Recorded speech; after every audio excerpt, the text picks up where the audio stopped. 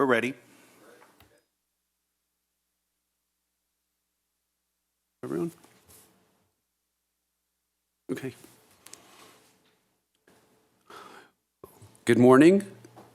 We will now call the emergency meeting of, seriously, March, what day is it? 17th, and that's how the day is going to go. Emergency meeting of March 17th into order. Roll call, please. Councilmember Garner. Present. Councilmember Middleton. Present. Councilmember Woods. Present. Mayor Pro Tem Holstedge. Here. Mayor Kors. Here. All councils present. Great. Thank you. Just want to start with a brief comment, and then we'll turn it over for a presentation from staff. But I want to thank everyone in the city for their caring and concern during this unprecedented situation. Our staff has been working incredibly hard and long hours to serve the public, and I know we're all truly grateful to them for all they are doing.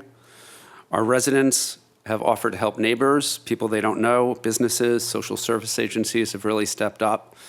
It just shows the kind of community we are and that we will get through this together in the close-knit way that we do.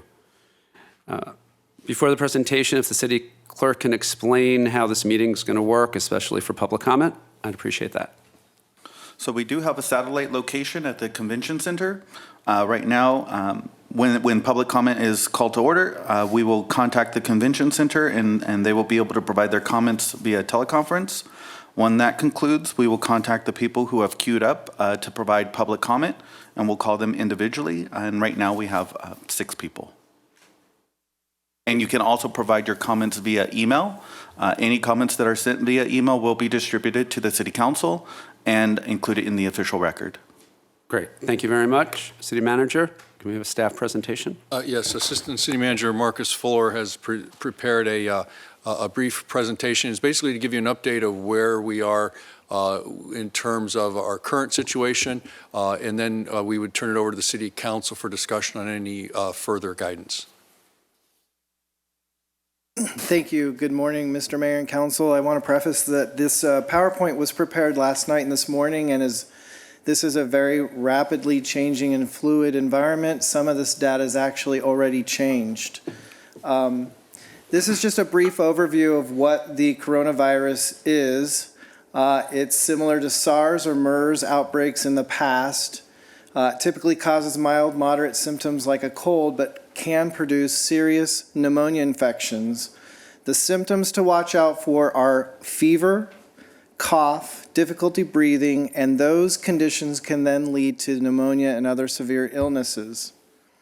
The way it's spread is through droplets produced by coughing or sneezing and close personal contact. This is why social distancing of 6 feet is important to stop the spread of this virus, and why we need to be vigilant wherever we are of cleaning surfaces and objects that we've touched to make sure that that virus is not spread. As we've been told, the incubation period is up to 14 days, and at this point in time, there is no vaccine. This is from this morning from Johns Hopkins University in Medicine map of the global spread of the coronavirus and the reported number of cases. And I'll just highlight, it's almost 200,000 cases globally, with 81,000 reported in China. So there's now more than half outside of China. And the fatality rates, as you note, are close to 4%, which is significantly more than the normal flu virus. In California, and again, this data was reported from the state yesterday and is out of date today, but there were almost 3,500 confirmed cases and 68 deaths within the state of California. The fatality rate there... It's U.S. Oh, I'm sorry, U.S. Yeah. Sorry. In U.S., I'm sorry. That's okay. Forgive me. In the United States, 3,500 confirmed cases and 68 deaths with a calculated fatality rate of almost 2%. And again, this is out of date, but as of yesterday, Washington had the highest number of cases, which has now been surpassed by New York.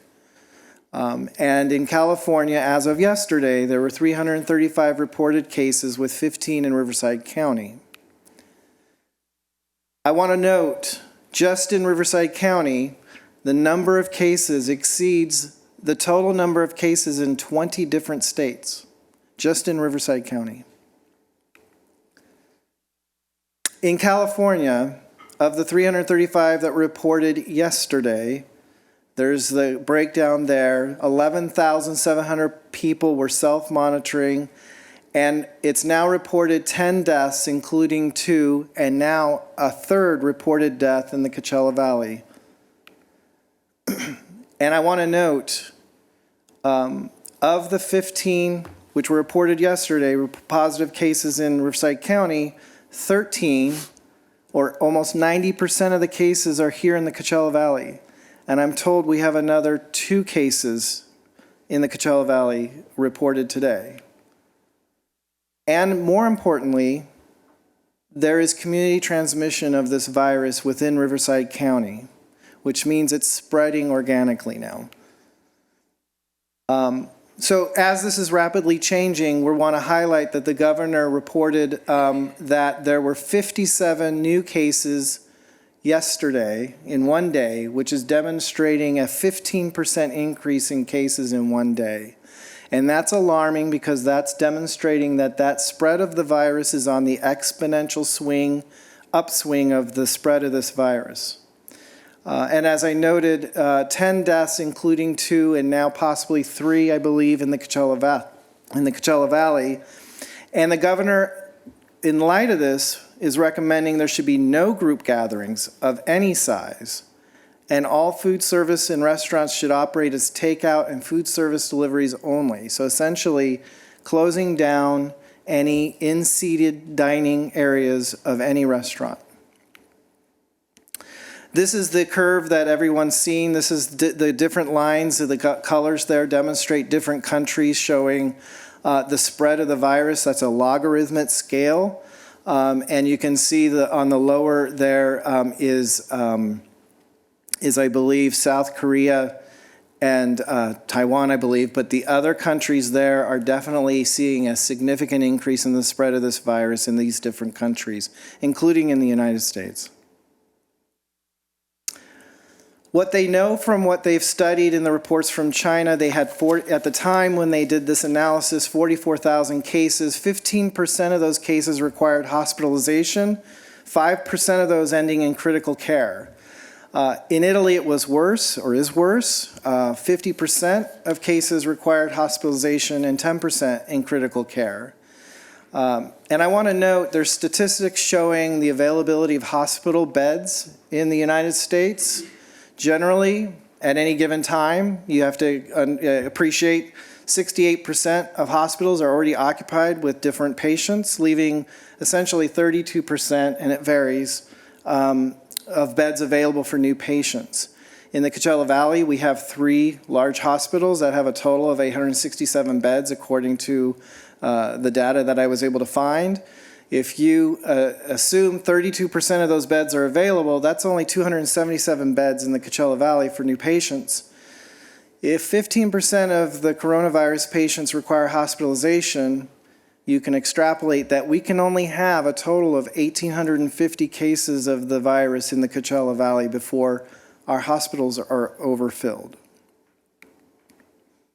Which is why all of the federal, state, and local governments have been discussing the term flatten the curve. If we flatten the curve, if we take protective measures to stop the spread of this virus, we change the curve of this disease from what's shown in red to the one that's shown in gray. And it's that peak that exceeds the capacity of our healthcare system, which we need to address. And that's the point of all these measures that have been ordered by the different various governmental agencies.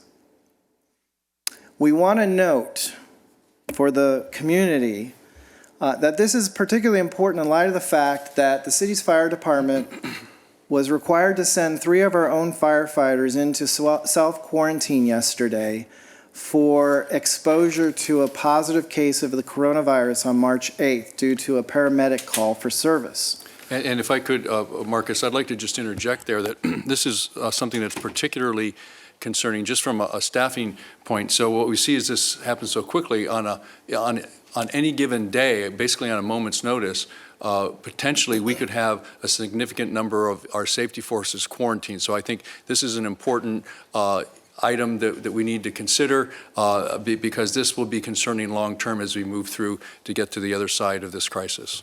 Thank you. So the chance exists, again, as Dr. Reddy mentioned, for additional exposures, and so protective measures are essential at this point in time.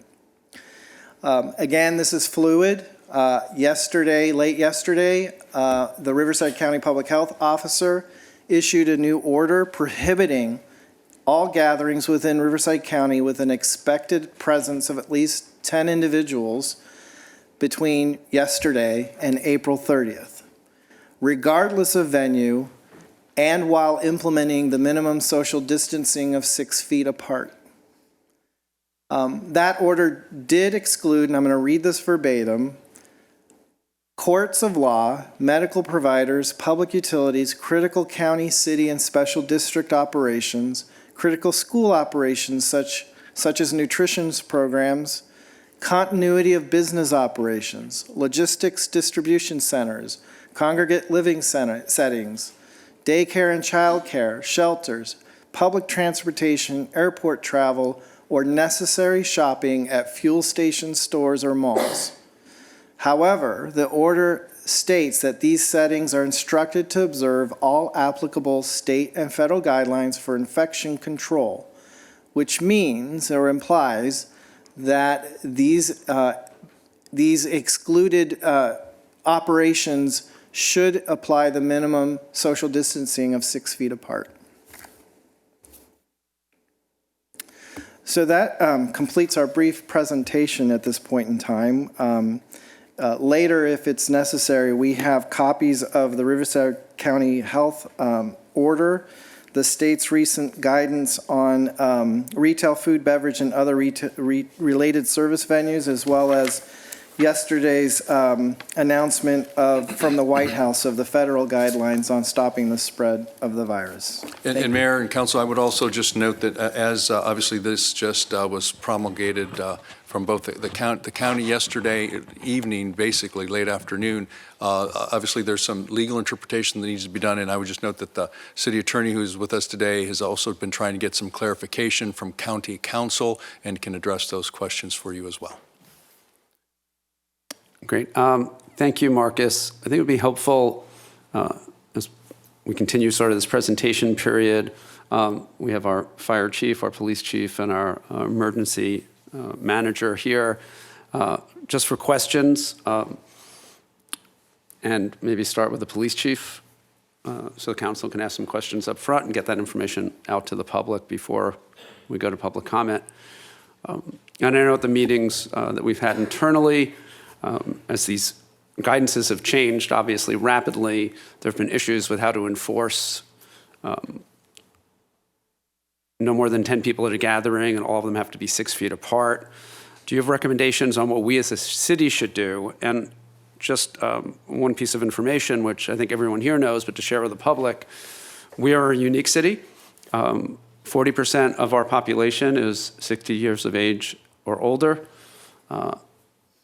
More than 10% are believed to have compromised immune systems, other health care issues that are critical, which leads us to half or more of our population is a highly vulnerable group of getting seriously ill.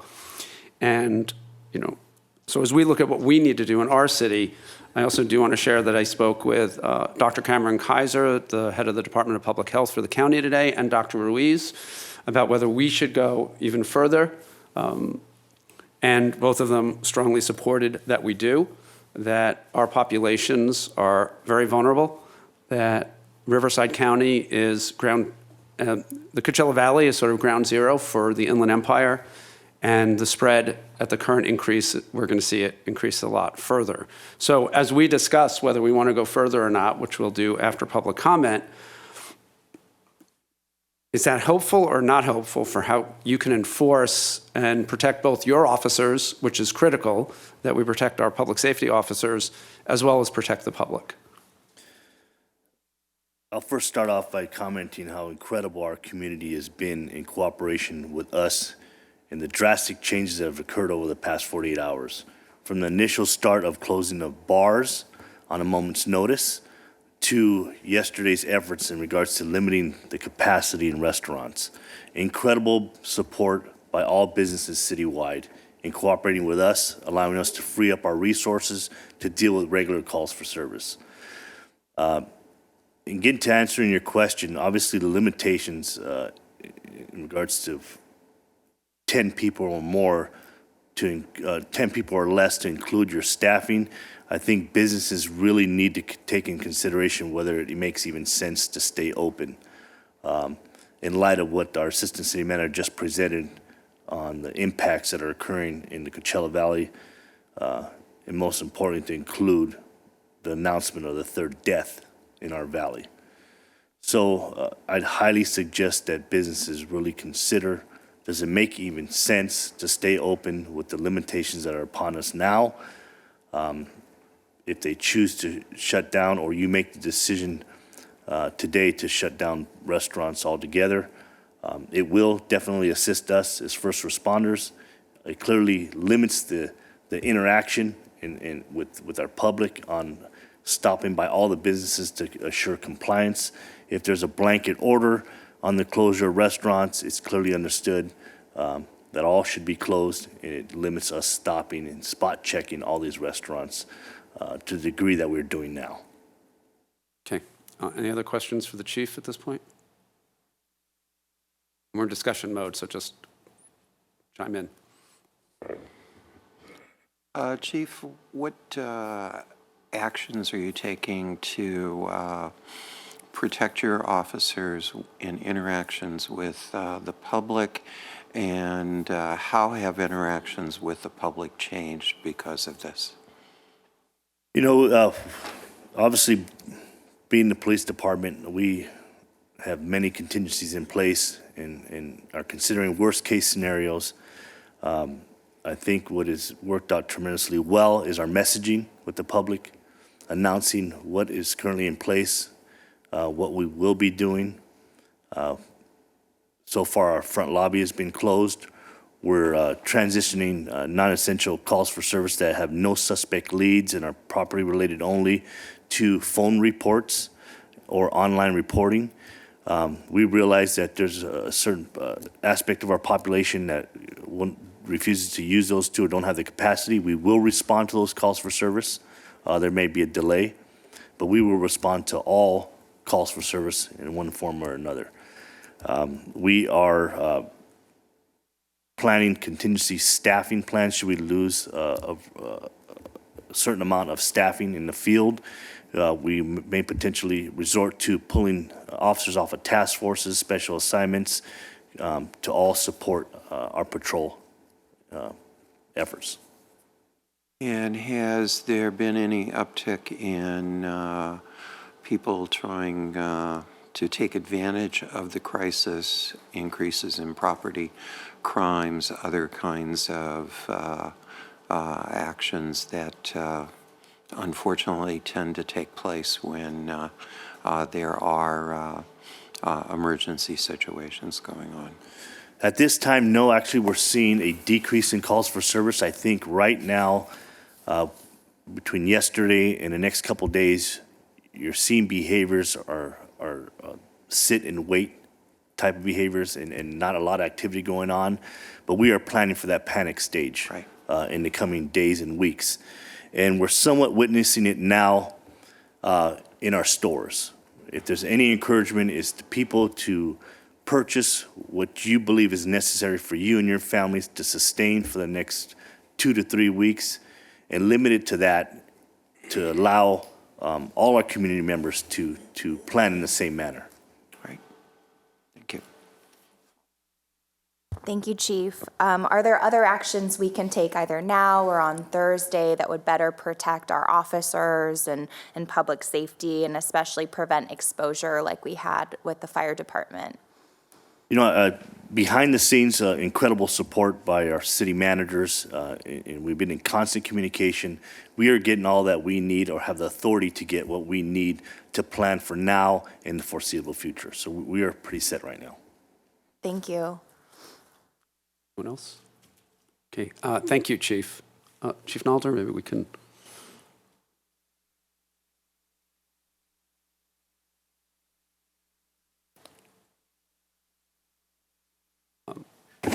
Hi.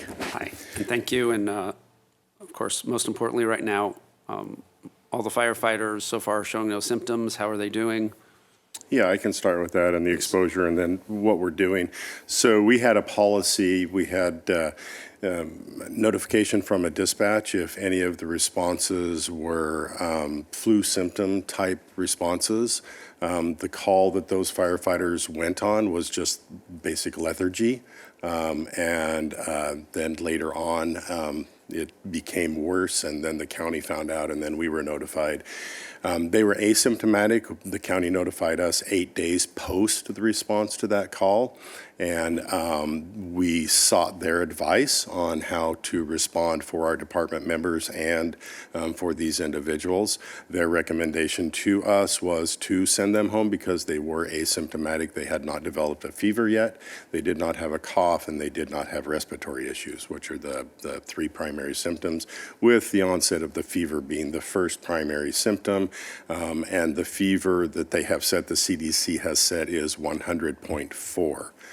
For the temperature, and they were at normal body temperature, so they weren't even approaching that. So they're on paid administrative leave. That's our policy right now until we find out further if they actually develop symptoms. It's a 14-day incubation period. The 22nd will be the end of their 14 days. So we're staying in contact with them so that we know, because we will take different measures if they do actually become symptomatic. Right now, and we've had this practice for the past 3 days, every response by our firefighters to the community, flu symptoms or not, they will put on full personal protective equipment, which includes an N100 mask, gloves, goggles, gown, every single call. And then they also put on depending on the incident, a public assist, a medical assist, whatever that might be, the individuals that they actually absolutely have to come in contact with, they have surgical masks on every apparatus that they place on those individuals that they have to be within that 6-foot distancing from.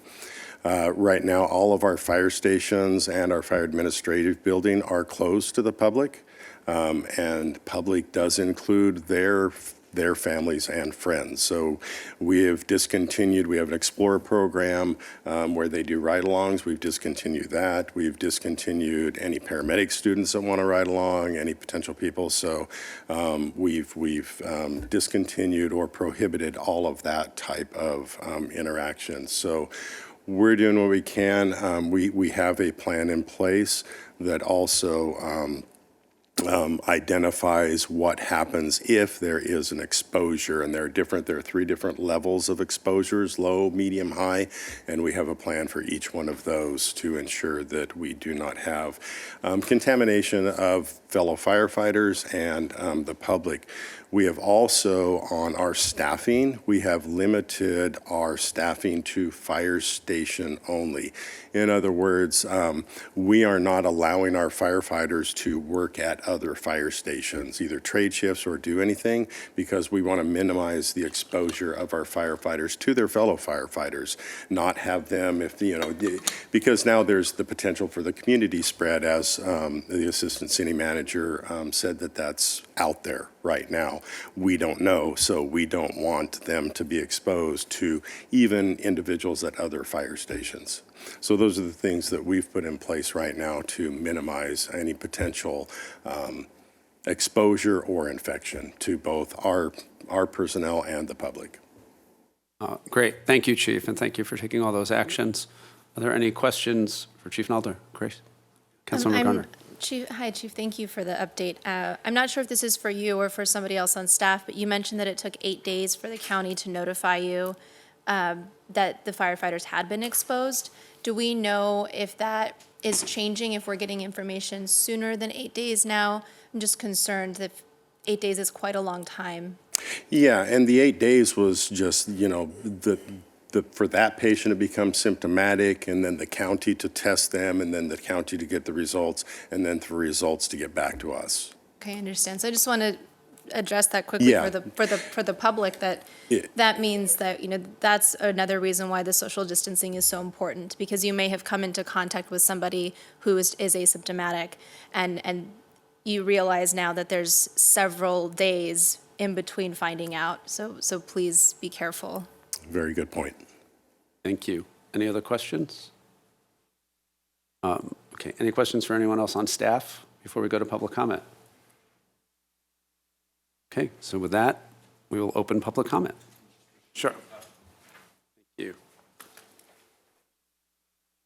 And for folks who are emailing, we are getting those distributed during the meeting. And thank you for sending those in.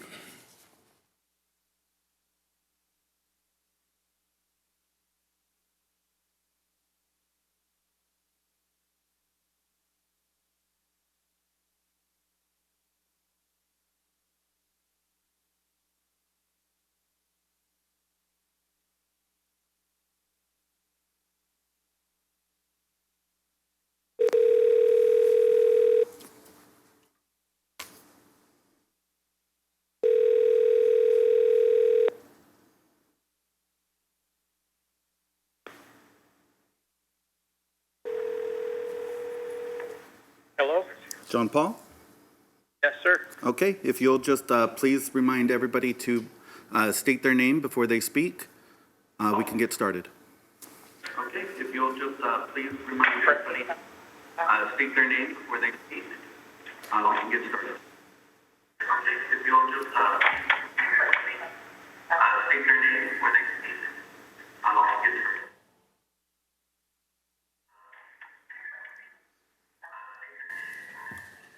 John Paul? John Paul? Yes. I think they need to turn the audio off inside the room, since they'll be able to hear each other, because we're getting an echo in this room. Okay. Working with the audio's off. Okay, we can hear you better. Thank you. Mr. Mayor, members of the council, and my husband and I own a restaurant on Spring. That's fine. My husband and I own 2 restaurants in and I think the biggest thing is we wanted to get across is the restaurants are obviously suffering. We're trying our best to way above and beyond what's called for in taking care of safety precautions and so forth. Everyone's wearing gloves in the restaurants. We're all wiping everything down, including seats and tables and salt and pepper shakers, bleach wipes, and of course, paying people when they're sick to stay home so that they've got their people right now are a really great situation in terms of the illnesses which are being reported in the restaurants.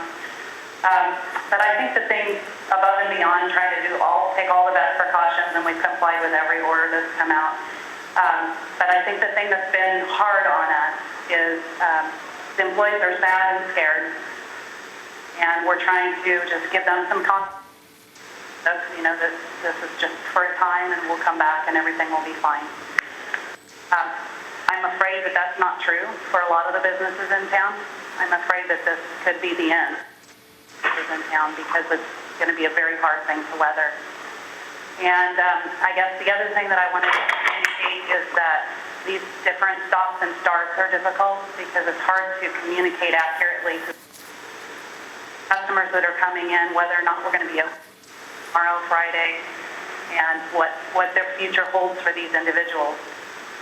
We're going to try to do the best we can to find other work for them, but I guess some of the things are up in the air as to that as well. Things like, if we do close down, are we allowed to let employees come in and pay them to help paint the dining rooms or do maintenance, that kind of thing? What happens to all the food that's stockpiled? We have a lot of food that's on hand at both of these restaurants. What are we allowed to do with that from a health department standpoint? Are we allowed to help, donate this to shelter Are we allowed to send some home with employees? So there are a lot of questions we have, and I guess what we're looking for is more guidance, and I guess also an understanding that we're all trying and provide as much as we can for employees that are scared. Great. Thank you very much. Thank you for your comments. That's 2 minutes. Provide as much as we can for employees that are scared. Thank you very much. Thank you for your comments. That's 2 minutes. Good morning, Alan Worthy back in town. So as we all know, we're being asked by the federal government and all of you to live through the collapse all over again. This is tantamount to the collapse. And as we all know, all of you excuse Ms. Garner. Mr. Woods, I don't see here today. You have a track record for not caring about crime.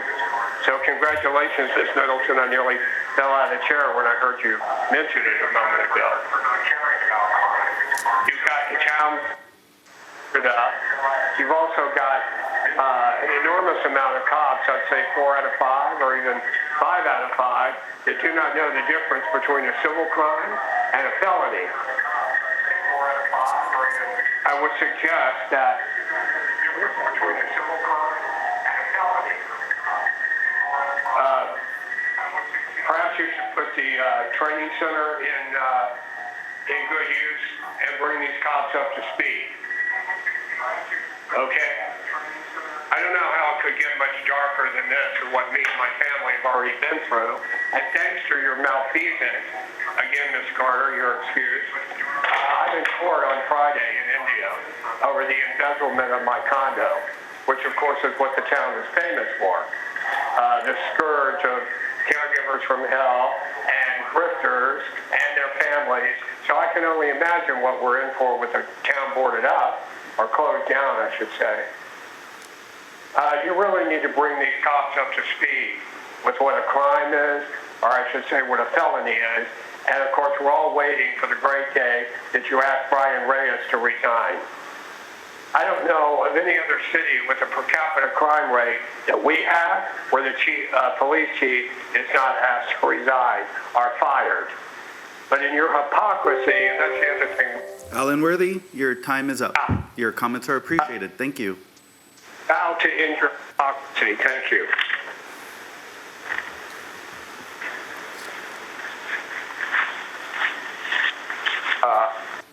Thank you for the opportunity to speak. My name is Mark Freckman. I'm a business owner here in Palm Springs. I appreciate everything that the City Council is trying to do to keep everybody safe. I think that the actions that are being taken are most definitely appropriate. However, without a valley-wide effort, I don't believe that anything that we do as a local community here in a vacuum will be effective. And that's all I have to say. Thank you.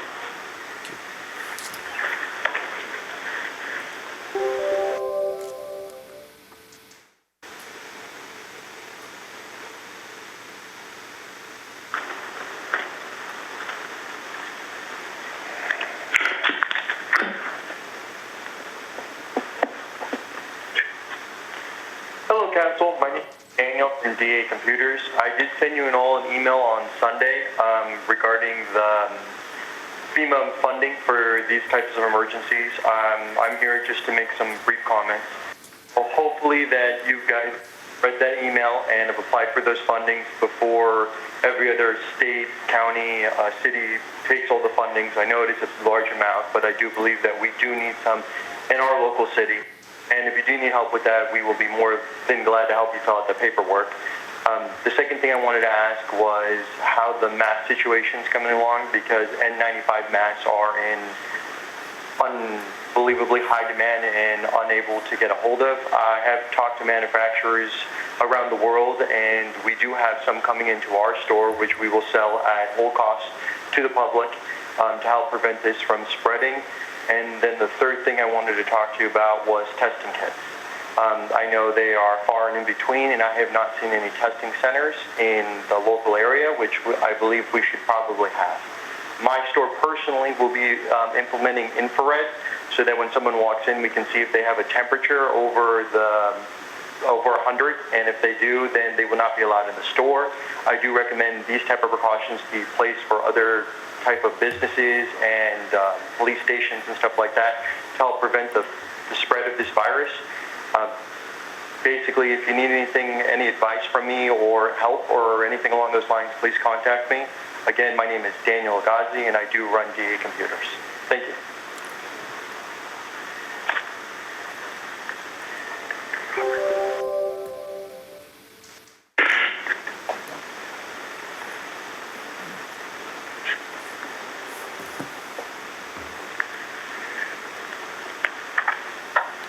Good morning, Council. I'm Dr. Robert Sneed, Senior Pastor of the Rebirth Church here in Palm Springs. Our clergy concern would be what is the city doing to help us to regain some of the financial loss that we would suffer on our electric bill and those things that are essential to us to operate continuously in our city. It is utmost important that we advocate and articulate the information that we won't be so misleading and cause so much fear to engulf our minds and our lives that we have total shutdown and total disaster among our city. We are very concerned about what kind of relief we will get, not just us, restaurants, every other business that operate in our great city. Is there anything, any plan with our light bills and those things that will keep us from totally closing down? Thank you.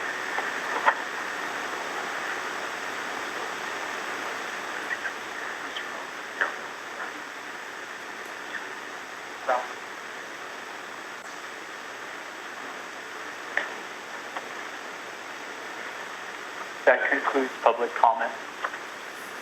Okay, thank you, John Paul. Please remind them to turn the audio back on into that room. Thank you. Okay, thank you.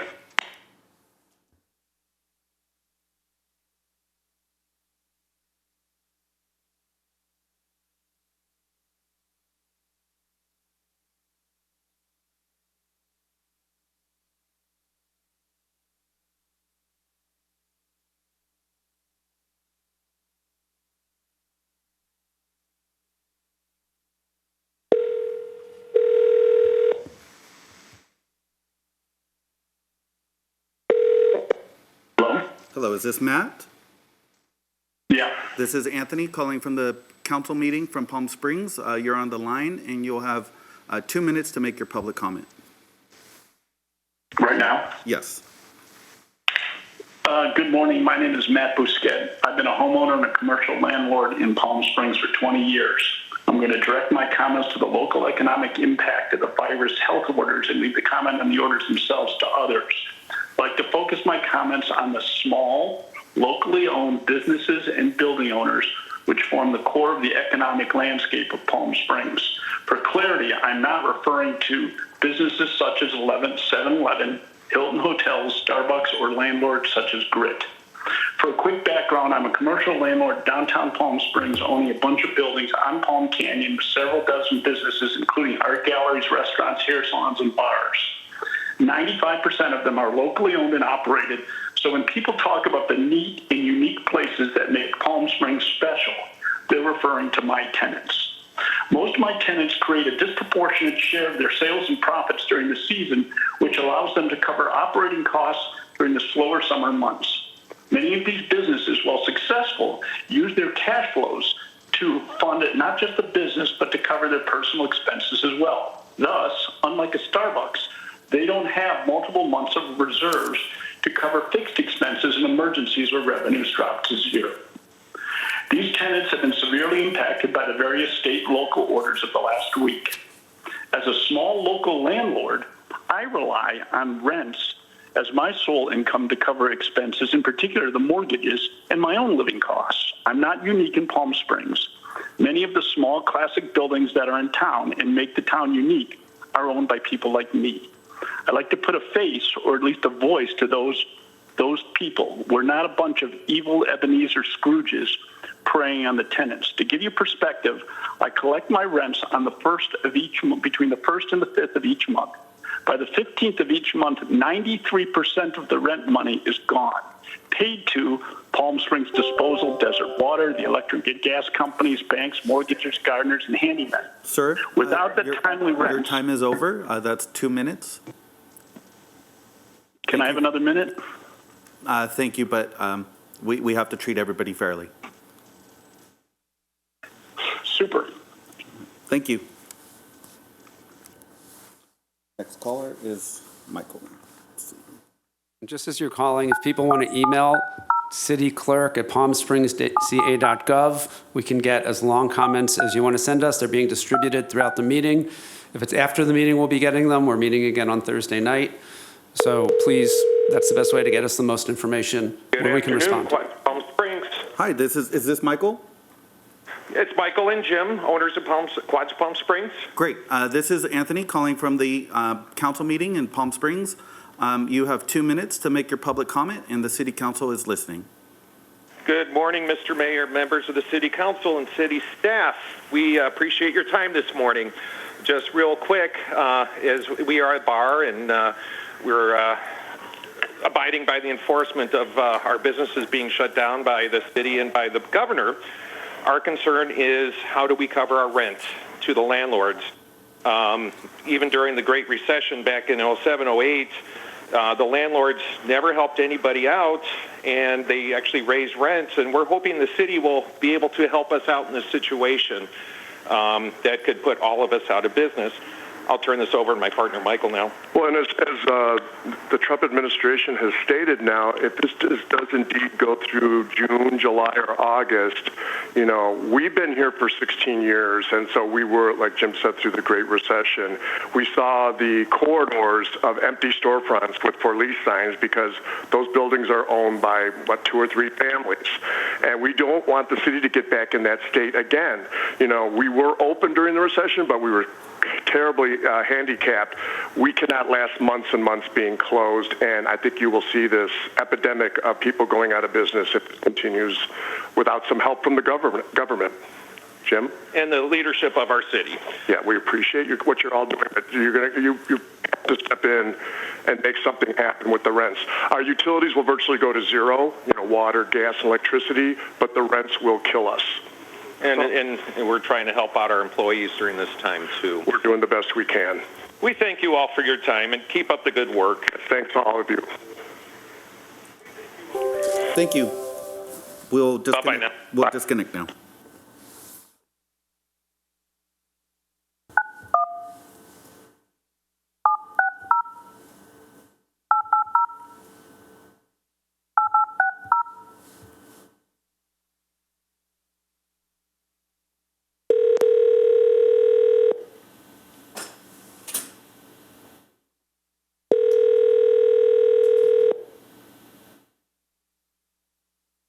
Hello? Hello, is this Joey? Uh-huh. This is Anthony calling from the Palm Springs City Council meeting. You are on the line, Yes. and the city council is ready to hear your comments, and you'll have 2 minutes. Oh, you want me to repeat? If you would like to make your comments, you'll have 2 minutes right now. Okay. Well, in my opinion, I feel that the Valley should be on lockdown just for precaution. As we've seen up north in Seattle, there was a big case with senior homes spreading the virus. High number of mortality rate. I just would like to keep the Valley in a safe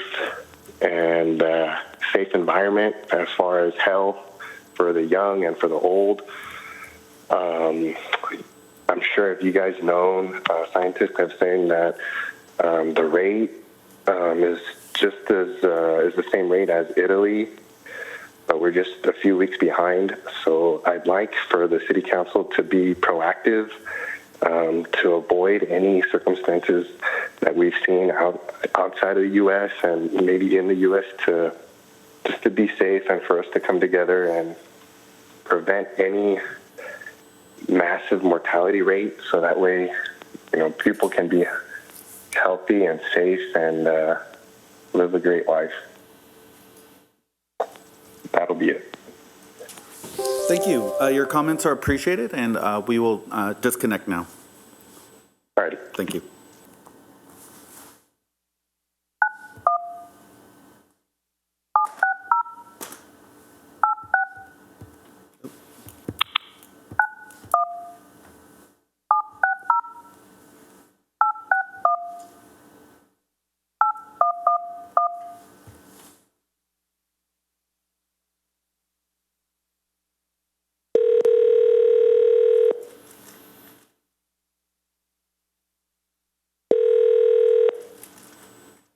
Hello? Mr. Keller?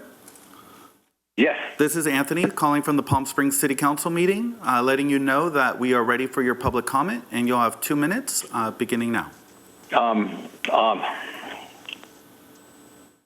Just calling in to let everybody know that we're working diligently to keep our city the best in the world and doing everything we can to comply with the law and keep all our friends and customers as happy as can be. That's my comment. We'll work diligently to make everything good happen. Thank you. Okay, thank you. We'll disconnect now. Bye.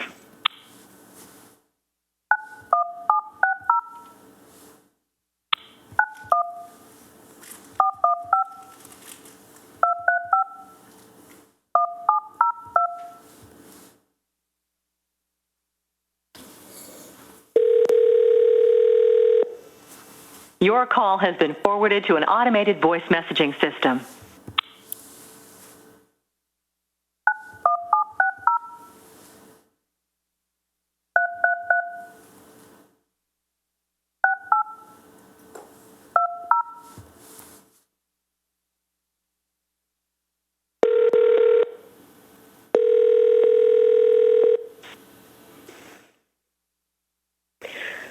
Hi, you have reached 760.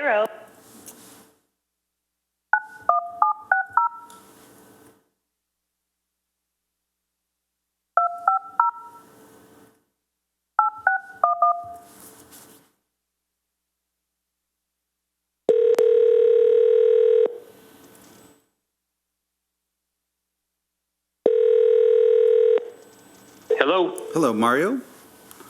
Yes. Hi, this is Anthony calling from the Palm Springs City Council meeting. The City Council Yes. is ready for your comments, and you'll have 2 minutes. Okay, would you like me to start? Yeah, go ahead. Good afternoon, Honorable Mayor and City Council members and staff. My name is Mario Gonzalez. I'm a local restaurant owner in town, and also we have several housing developments in town. I just would like to first thank the leaders and police and fire for all they have done, the timely actions they have put into place. Yes, hi, this is Anthony calling from the phone. And I would like to... The City Council is ready for your comments, and you'll have 2 minutes. Okay, would you like me to start? Yeah, go ahead. Good afternoon, Honorable Mayor, and... If you could turn off and I would also... If you could turn off Yeah. your audio, I paused your time, but if you could turn off the audio that you're listening to? Yeah. Okay, thank you. Okay. Yes, again, I just would like to thank the leadership and our police department, our fire department for taking a swift action and taking measures to let us know what the rules are. I do have a couple questions. I'd like to know if Palm Springs is securing any type of funds to mitigate any of the potential loss or the loss that we will experience. And I, as other callers, I concur that we're trying to help our employees. We're trying to cover overhead. We are going to be affected by our payroll, by our rent payments and everything else. And I just would like to make sure that before you implement these type of things, we have some type of backup plan. It's easy to go ahead and implement these things, but I think we should have some kind of plan. I've been in Palm Springs for over 40-some years, and I've seen it up and down, and I would hate to lose what we've worked so hard for and to put us on the map that you guys had. But I just would like to say thank you. Also, comment on testing centers. We haven't seen testing centers, testing kits, and I agree with some of the other comments. I don't want to go ahead and repeat myself. But thank you so much for your time and for all of your consideration. Thank you. We'll disconnect now.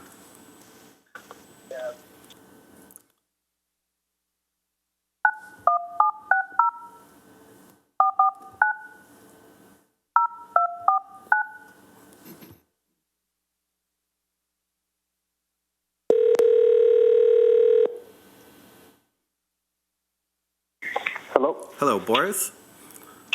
Yes. This is Anthony calling from the Palm Springs City Council meeting. We're ready for your comments, and you'll have 2 minutes.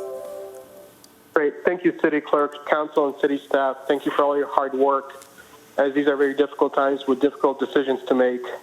I just wanted to take a minute and provide some basic information. San Francisco currently, with the most restrictive shelter-in-place policies, has exempted hotels and lodging properties. Please consider that not all people come to our city for leisure. Many people travel for work, such as nurses and doctors, and people whose homes are not available due to damage.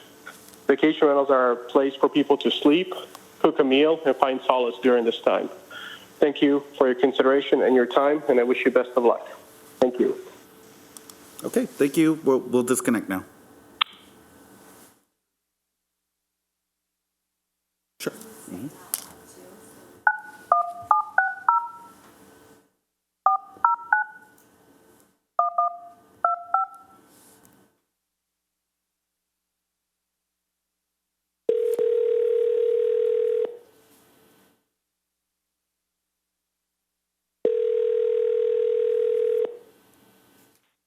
Hello? Richard Brody?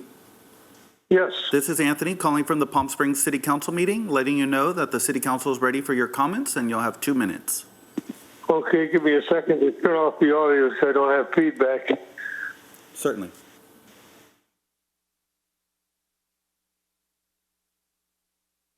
I hope that works. Okay. Hello. Yes, I have 2 autistic kids who live in an apartment where they have very little food.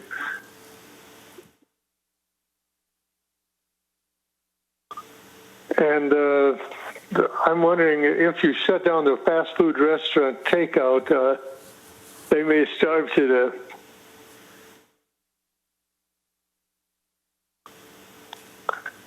That's just the way they live. And I'm also concerned about the food programs such as FIND and their interaction with this crisis. And will there be food distribution for the homeless and people who have difficulty getting food?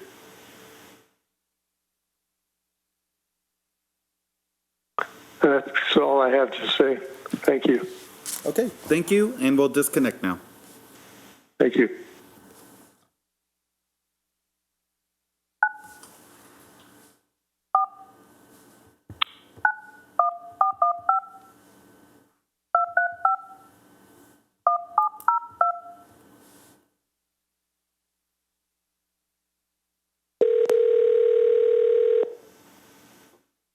This is David Feltman. Hi, David. You have 2 minutes, and we're ready for your comments. Okay. Thank you very much, Mayor and City Council. I'm turning down my volume. Thank you for all the hard work you're doing under the current situation, current crisis. I want to speak to the topic of people in need. On the macro level, the healthcare, the social distancing, how we're dealing with businesses, all of that is obviously a huge amount of work and decision-making that you're engaged in, and I thank you for that. What I'm concerned about is all those individuals who are not as wired in and on Facebook and in every single social media outlet in the world that we're all on, and how we're going to get help to them when they don't have money, when they may be going to the hospital and have to leave their pet behind, when there's real life challenges like not having money to put food on the table. I would like to see the city sponsor some sort of public-private partnership where we gather some resources, perhaps through GoFundMe, through marketing kinds of communications that some of us old geezers still know how to do, and can help out in reaching people, individuals who are truly in need as this crisis unfolds. And that's my comment. Okay, thank you, Mr. Feltman, and we'll disconnect now. Thank you. The last speaker.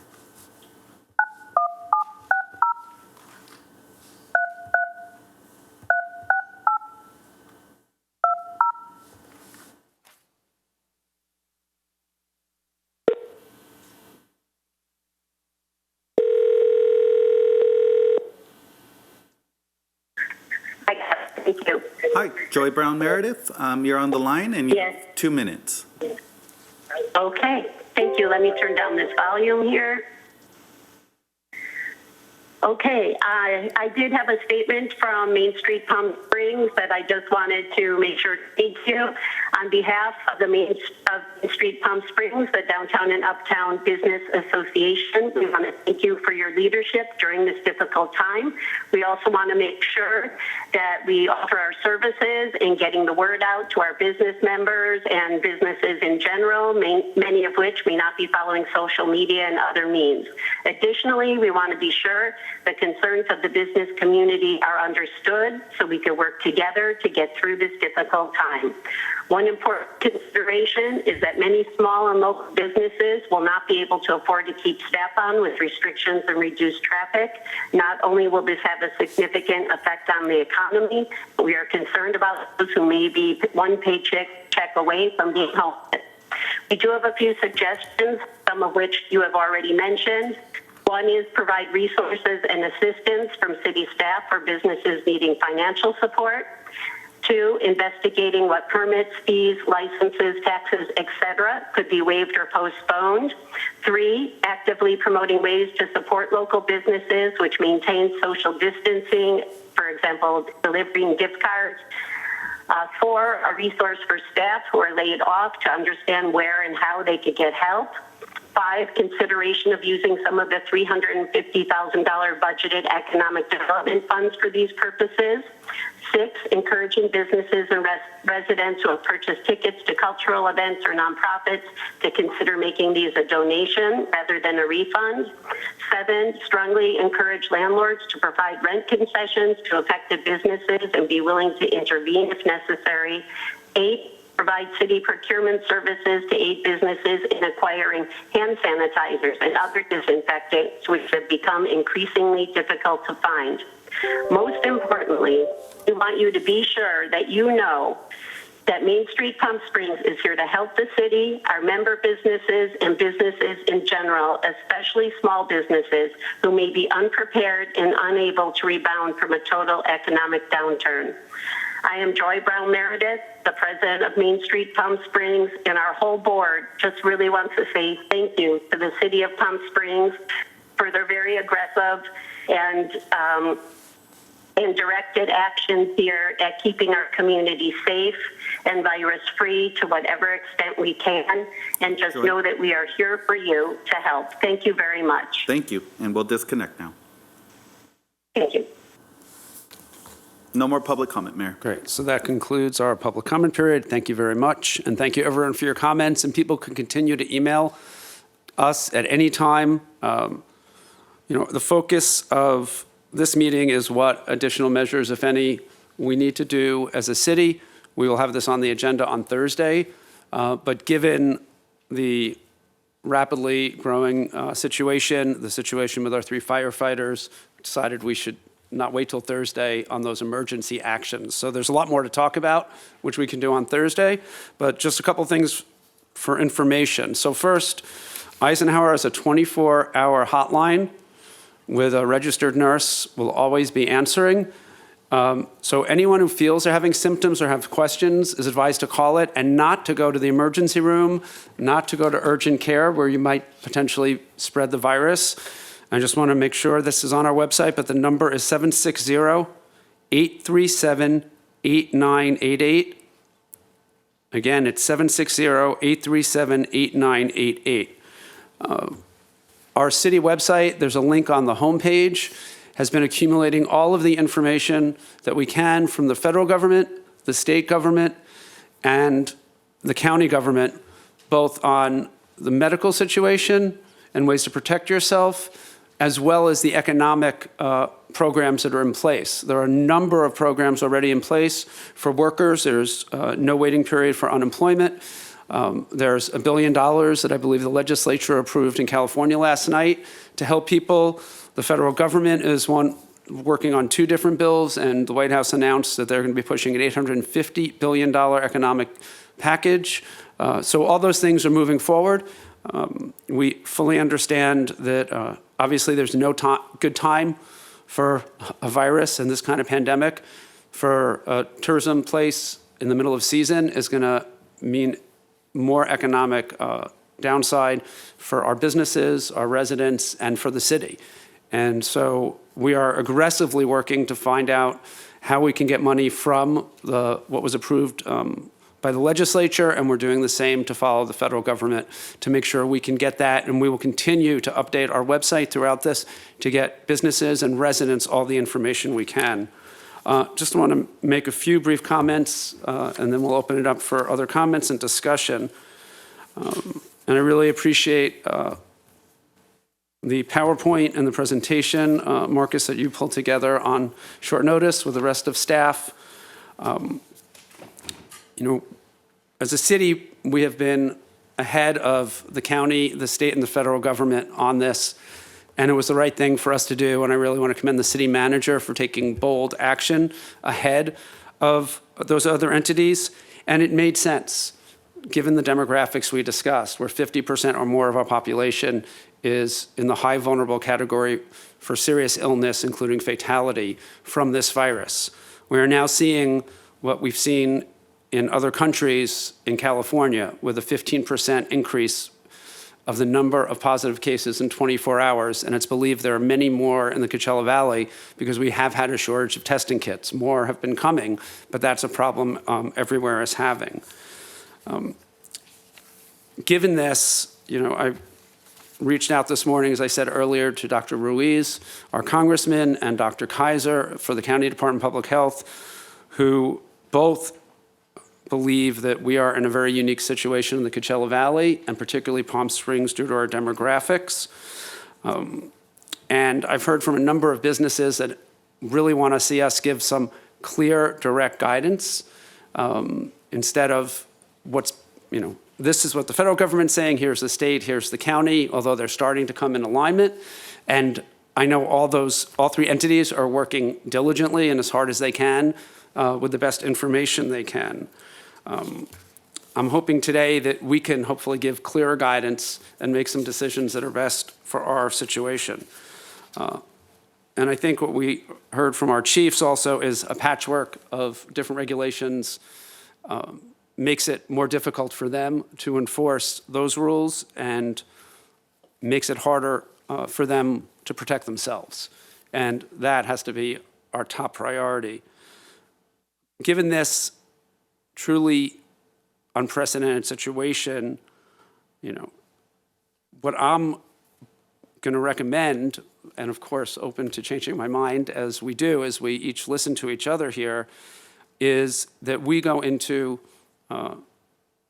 further situation than the county, but it's sort of what the state is now recommending, that non-essential businesses should be closed, that trying to figure out making sure a business, retail only has 2 people in it because that's the only way you can have 6-foot distancing is going to be impossible to enforce.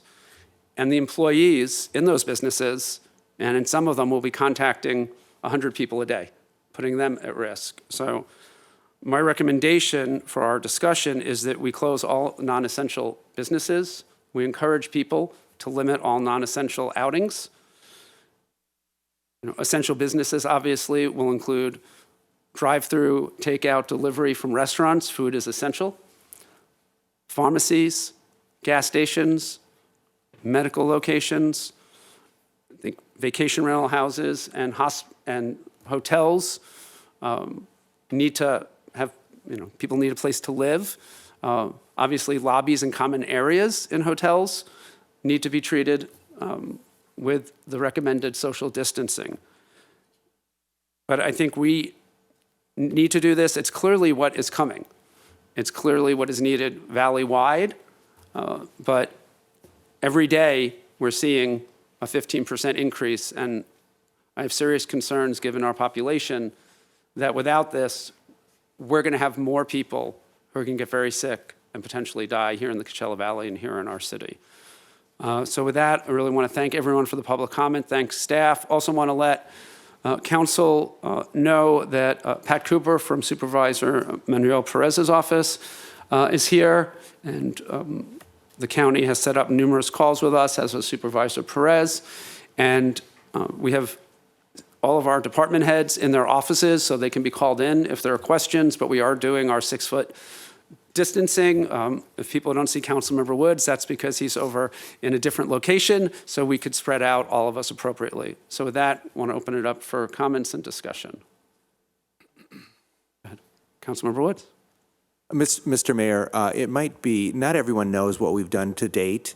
It might be good just to recap what we've done, what the city manager has done to date, so that people are familiar what we've done. Where we are. Sure. Dr. Reddy?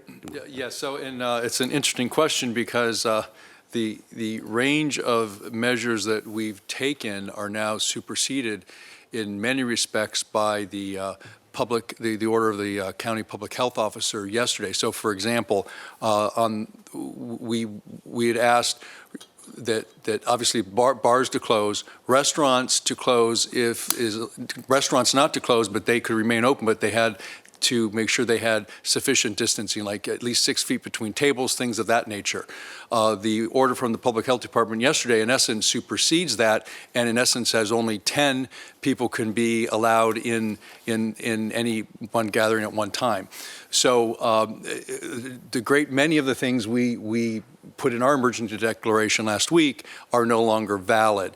The order yesterday pretty much is fairly comprehensive, and so that is pretty much what we're under right now.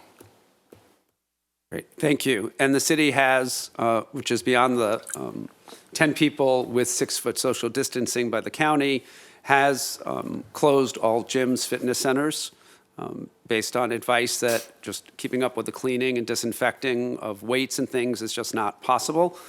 And Mr. Mayor, if I could, the one caveat that we do need to discuss today is with regard to our overnight shelter. So obviously we had some general direction. We were going to, in that regard, under our declaration, to make sure there's spacing. We've been working with the county to try to see if there's some solutions to that. In essence, we would not be able to shelter all that are there. But the new order from the public health officer, in essence, even limits that more. So in answer to Councilman Woods' question, that is probably the one issue that's still out there that we haven't resolved and would probably need to address today as well. Right, and Mayor Pro Tem Holstage and I and the mayor had a call with the county yesterday. We're expecting more support. The governor has said that he has authority to take over motels, and so those efforts are underway because 6-foot distancing at both our day well in the desert and our night shelter at the boxing club will limit people considerably, but we're also very concerned about spread among our homeless population. So working very closely with the county on that. We're hoping to have more information today as well. And everyone has sort of what the state put out, their most recent guidelines. The governor said last night that he's now recommending no public gatherings of any kind beyond the 10. That was after the county. That food and related venues should be takeout, drive-through only, that certified farmers markets can remain open if they have the necessary distancing, but it's also, 6-foot distance between people, which of course is complicated. Grocery stores, they're recommending the same 6-foot distance. Ideally, one person from the household goes, but you can go with another person in the household and be closer to them, but that is it. Everything else should be 6-foot distancing. So just on sort of how to handle those things, that was the state's guidance as of late last night.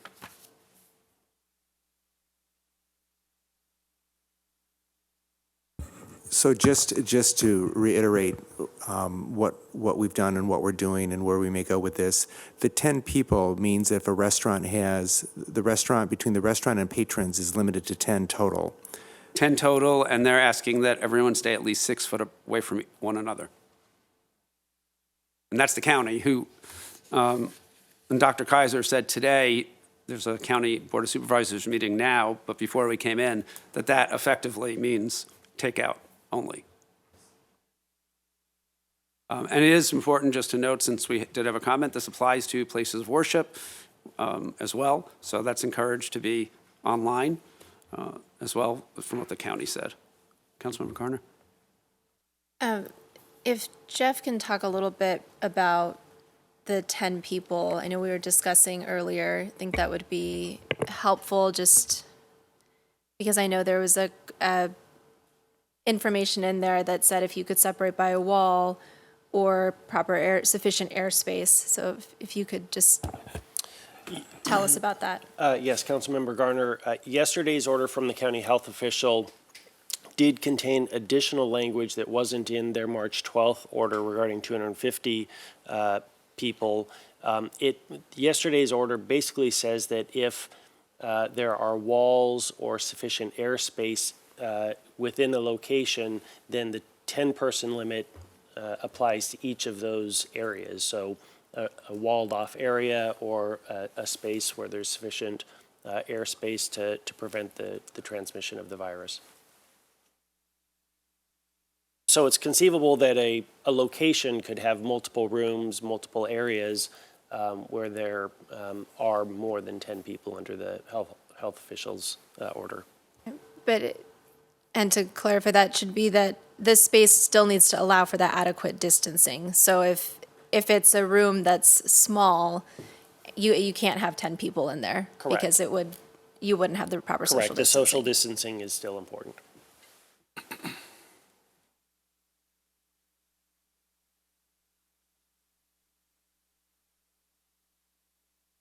It's in discussion mode, so no one's names are coming up. So if you want, we'll keep this free form. I also want to thank staff for the incredible amount of work that they have done, and it has been truly a very demanding few days for everyone. I also, before getting into any other comments, want to thank the mayor for the leadership that he has shown over the last few days. He has been in constant communication, both locally and nationally, with individuals, and thank you. Thank you. So, I think we do need to look at taking actions that go beyond what we have seen so far in the county. For the very obvious reasons that have been stated. Our population is disproportionately made up of individuals who are at greater risk. And everything that I've read about this disease, and I consider myself by no means an expert at this point, it is something that spreads by human contact. And the way to diminish the number of cases that we are going to have is we simply have to reduce the number of times that individuals encounter other people. So I think we want to be as measured as we can possibly be as we move forward and get an understanding from our local business community, from our local churches, from our local nonprofit organizations, but they're all taking actions on their own. So, and I'll let others comment, and then as the one person on City Council who's over the age of 65, I've got a few comments that I would like to make later on, just in terms of the advice that we received this morning from the governor's office, that I think puts in extra information and guidance for individuals over 65 or with heightened issues in terms of their immune systems. Thank you, Mr. Mayor. Thank you to everyone who's been working around the clock on this. I know it's changing, sometimes minute by minute. I know the County Board of Supervisors is meeting now, and so we'll learn what happened at that meeting soon. And I know it's difficult for everyone to follow along, and it's just changing rapidly. We're trying to do everything we can. I agree with the mayor's recommendations that we should close all non-essential businesses and recommend that people stay at home as much as possible, except for essential tasks like getting food and medicine. These are really unprecedented times. I don't think any of us thought sitting here at a city council meeting when we got elected, when people voted us in, that we would be making these types of decisions. Mr. Mayor, you said it much more diplomatically than I will. I think it's been a failure of leadership from the federal government, from the state government, and from the county, and that we are here now having to make really hard decisions for our community, which we know we don't take lightly. We know that this impacts nearly all of our residents' financial ability. It affects all of us, and it really hurts. But here we are, and I think because we've delayed, the other government agencies have delayed, we have to act. Every minute, every day that we delay is dozens of new infections, potentially hundreds, and potential deaths. So this is incredibly serious. It's probably the most important thing that we've done as a council and as a city so far. And I was shocked by the number. So it looks like right now we have a third of the deaths in the state are in the Coachella Valley. And we have over 87% of the cases in the county. So we're kind of on our own here, and we have to take action. I wish that the actions that we're taking, they'll affect the city of Palm Springs. We know we have a small community, and people could drive 10 minutes to Cathedral City, and they can drive to Desert Hot Springs. So it is difficult, and I really hope that the county takes action to limit action in the entire Coachella Valley, because that affects all of our health, and we really can only control businesses and residents in the city of Palm Springs. This is a devastating public health crisis, and it's going to get worse before it gets better. And it's also a devastating financial crisis for nearly all of our residents and our businesses. So I'm looking forward to, on Thursday, talking about what economic measures we can take to support our local businesses. Those are the lifeblood of our entire economy. And so we need to keep them afloat, as well as our workers, which majority of our workforce works in low wage or hourly or occupations where, we can get unemployment, but really that's not going to help people feed their families at this time. I'm hoping the state's only made recommendations so far. They've come through with a package for people. We'll see how that helps. We'll do everything we can to fight for federal and state funding for our residents and for our city, because that's incredibly important. But I'm looking forward to seeing what we can all do together to support people in this time. I think that we should put out more information. I know people are panicking, and so it's really important to, we're just preparing. We don't need to panic. I've read that there's, no shortage of food. So just because grocery stores are out doesn't mean that there is no food coming in. They're restocking. And so the more information we can, share, I think that's a public safety risk as well. I saw that there's long lines at the gun stores in the Coachella Valley and throughout California. So we need to encourage our residents, though we're asking you to stay home and we're asking businesses to close for non-essential purposes. There really is no reason to panic. If we shut down for 2 weeks, if the whole country were to shut down for 2 or 3 weeks, this could be over. What we're trying to stop is the slow, the quick spread, but drawing this out for months and months, if not longer, which would really devastate our economy. So hoping that we're asking businesses and residents that, yes, it hurts for these, short period of time, and hopefully it will only be a short period of time, and then we can all go back to, the beautiful Palm Springs that we all love to live in and work in. Thank you. Thank you. Councilmember Garner. Yeah, so Thank you to everyone's comments already and all of the work that you've been doing. It's definitely appreciated. I wanted to point out one thing, that you can go on to the City of Palm Springs website, palmspringsca.gov, and there is information at the very top of the screen. You can click there and you can see everything we have about the coronavirus. And as well, at the top left, there's a drop-down menu for language options. So you can change that to Spanish. So there is information in English and Spanish there, and it will be continuously updated, as folks have said.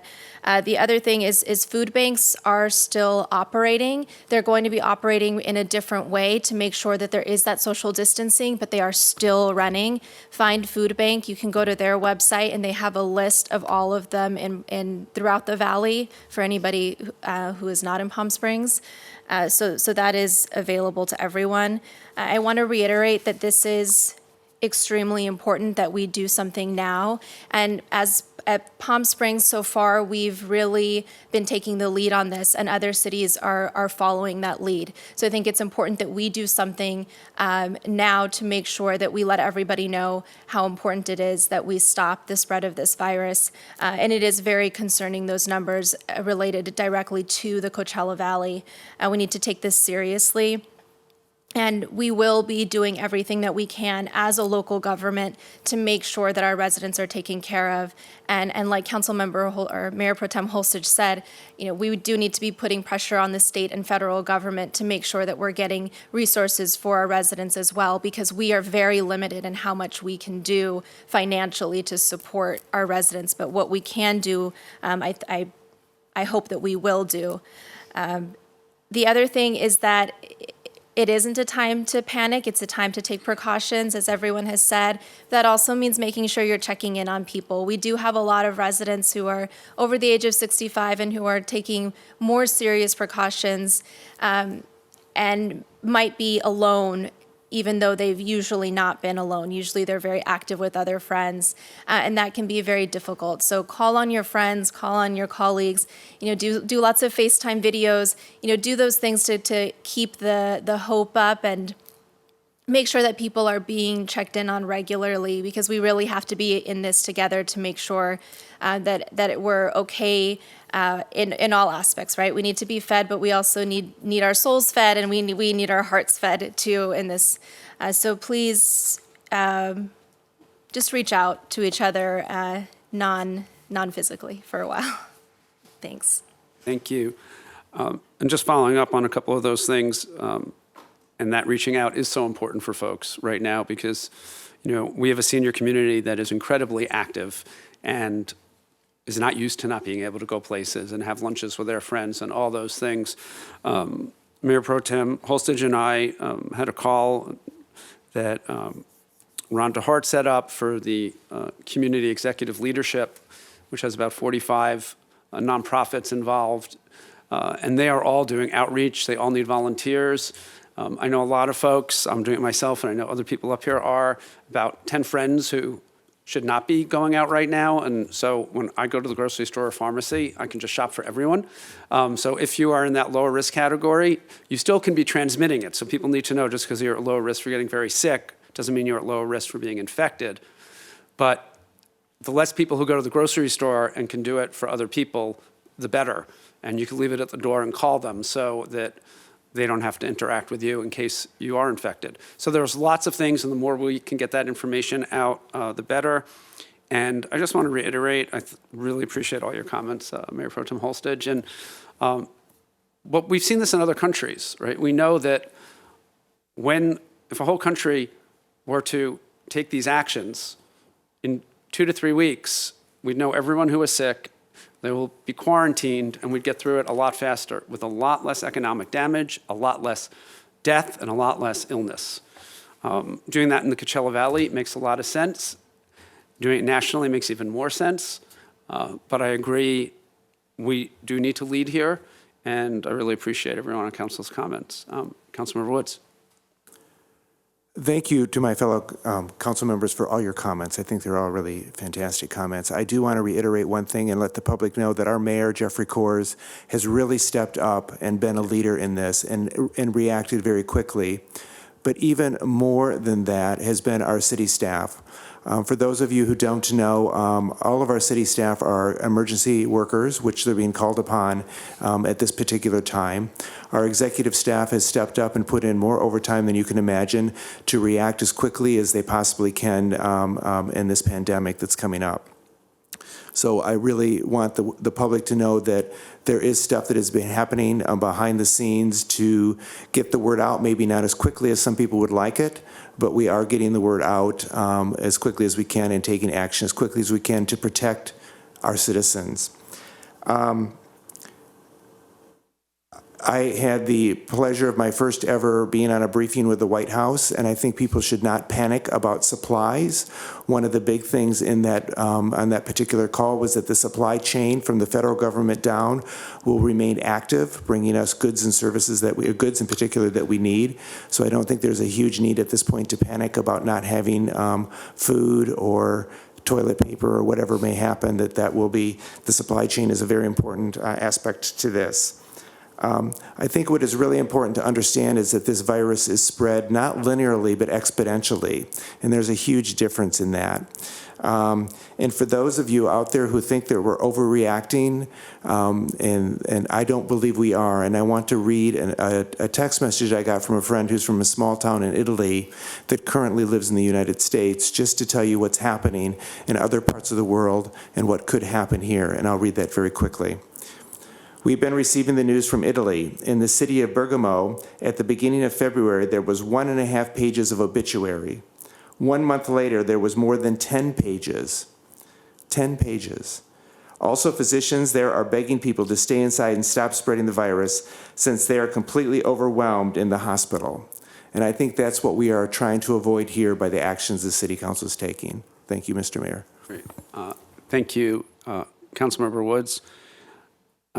I know Pat Cooper is here representing the Supervisor Perez and the county as they are in meetings. So if you have any comments or updates, that would be greatly appreciated. Thank you for coming.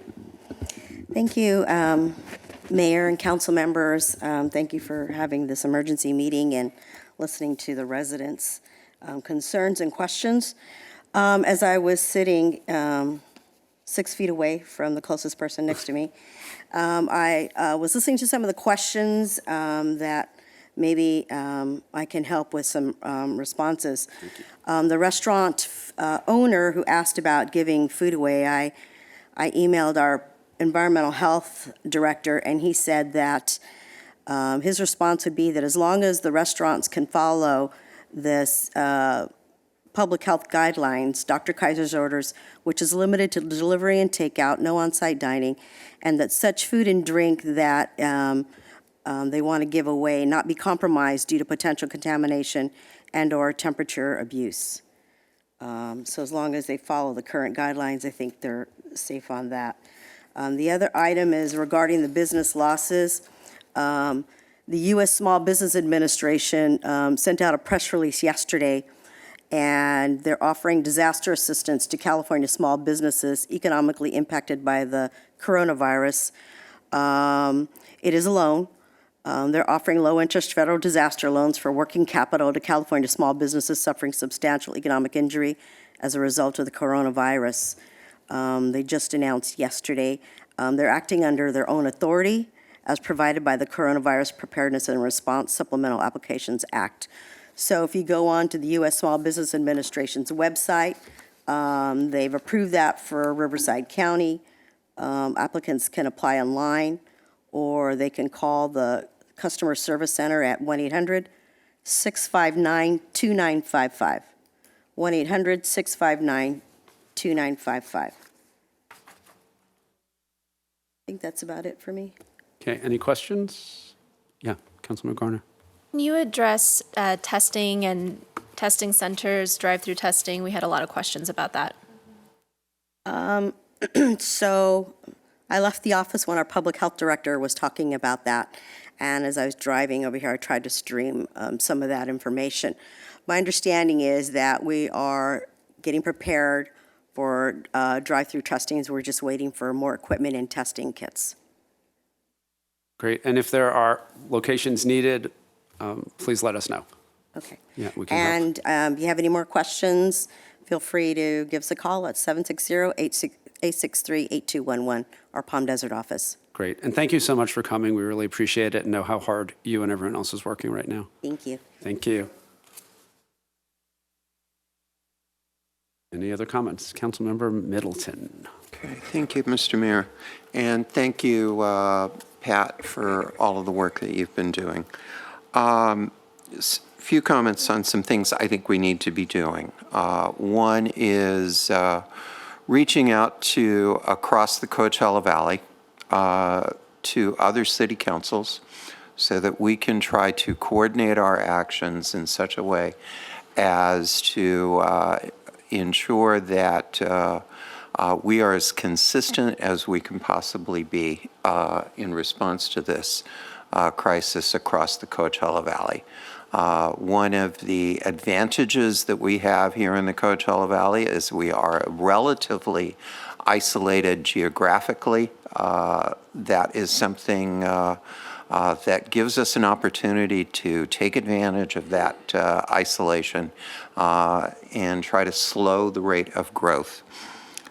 Some other areas that I would like us to look at is when it comes to stores, I think they are beginning voluntarily to take actions to control how much people are buying to avoid panic buying. But we need to make sure that that is in fact happening and that crucial supplies are not being hoarded and not being purchased for the purpose of price gouging. If there is price gouging that's going on, I think we need to be in a position to be able to end those activities and to punish those activities. Some markets and stores, recognizing that not every senior will have a younger person who can volunteer to go out and shop for them, are setting aside certain hours of the day that seniors can shop. And I would like to encourage all of our grocery stores and pharmacies here in Palm Springs and the Coachella Valley to look very seriously at setting aside certain hours so that not only maintaining social distancing, but maintain the ability of individuals who are senior or who are at higher risk have an opportunity to shop and to get the things that they need. And lastly, for ourselves, I believe going forward that we should limit the number of city council meetings that we have dealing with subjects that do not have to be taken up at immediately. We've got a crisis here. Let's concentrate our energy as much as we possibly can on responding to crisis issues, and most particularly with some of the more controversial subjects that we want to get tremendous amount of input from the public. Let's defer those until the public truly has an opportunity to come and present to us. Thank you, Mr. Mayor. Thank you. Councilmember Woods, did you have? Oh. Councilmember Garner. I really appreciate Councilmember Middleton's comments, and I think those are all really wonderful suggestions. If we can move forward with discussing those, I think that'd be great. And is that something we would do, I presume, Thursday, or we can do now, City Attorney? You can give direction to staff on any of these items today, and until the city manager's declaration is ratified, he can carry out these actions himself, and then you'll ratify presumably the actions on Thursday. So that would be helpful if there are any actions that we would actually include them in the declaration for your approval Thursday. Yeah. Go ahead, please. I was going to say, and I know we've already looked at this next agenda and taking out things that aren't necessary. There are some things that are necessary to move forward, but we need to really on Thursday, look at that, cut out whatever you think is absolutely extraneous, anything that's absolutely necessary. And, you know, I know we're talking about the emergency order, so we can talk about all this in that context and make decisions on Thursday for the city attorney. I think makes a lot of sense. Go ahead. Just on that point, if I can, so are we publicizing which items we're taking out for Thursday? How does that work for the public and for us? We plan on having a revised agenda today. And Anthony, you may have already made some notifications on the 2 items. When we post the new agenda, we'll include in the notification of which items are going to be removed so that the public will have that highlighted. Great, thank you. Okay. And decisions you've already made, Dr. Reddy? Yeah, and just, I'm thinking off the top of my head, one, obviously the sustainability discussion, there was 3 items we pulled off, and I'll get council an updated agenda as soon as we leave this meeting. Okay. And the second reading of the dog and cat breeding, you Yes, pulled that as was well, one of them. since a lot of people wanted to come and talk about that, right? Okay. And, yeah, and bike share. So it was Oh, and bike bike share, share, thank you. the second reading of the animal ordinance, and then, of course, the general sustainability discussion. Those 3 things we have removed from the agenda. Okay.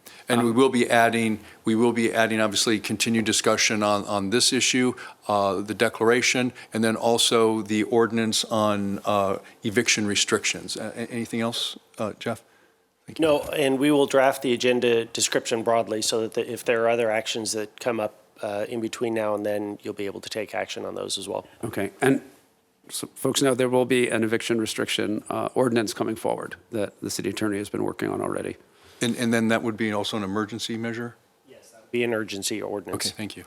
Okay, and then from a technology point of view, at this point, we'll keep the meetings as when we do have meetings where the council and senior staff can be in there. We can be here in chambers, and senior staff in their offices.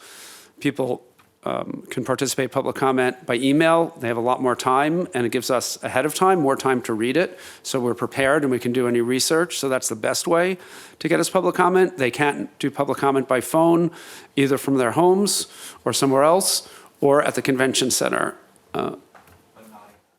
But it is encouraged that they don't come to the convention center. It's still going to be a phone, and it's going to be a speakerphone that will be harder for us to hear from.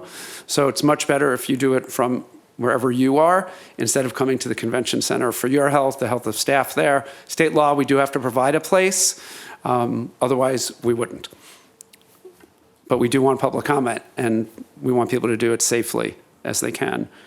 And Mr. Mayor, just on that, I just want to assure the public that I have received, and I think the rest of the council has received, well over 20 email communications on this subject, and that I have personally read each one of those.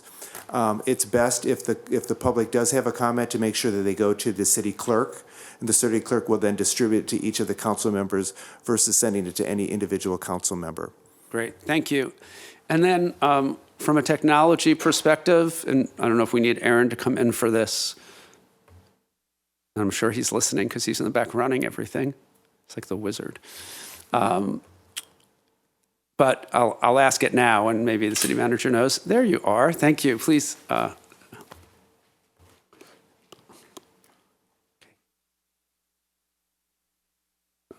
know you have thank you. You've done an extraordinary job over the last week, moving more and more of our resources online, setting up these meetings. So first, thank you from all of us. You've been extraordinary and greatly.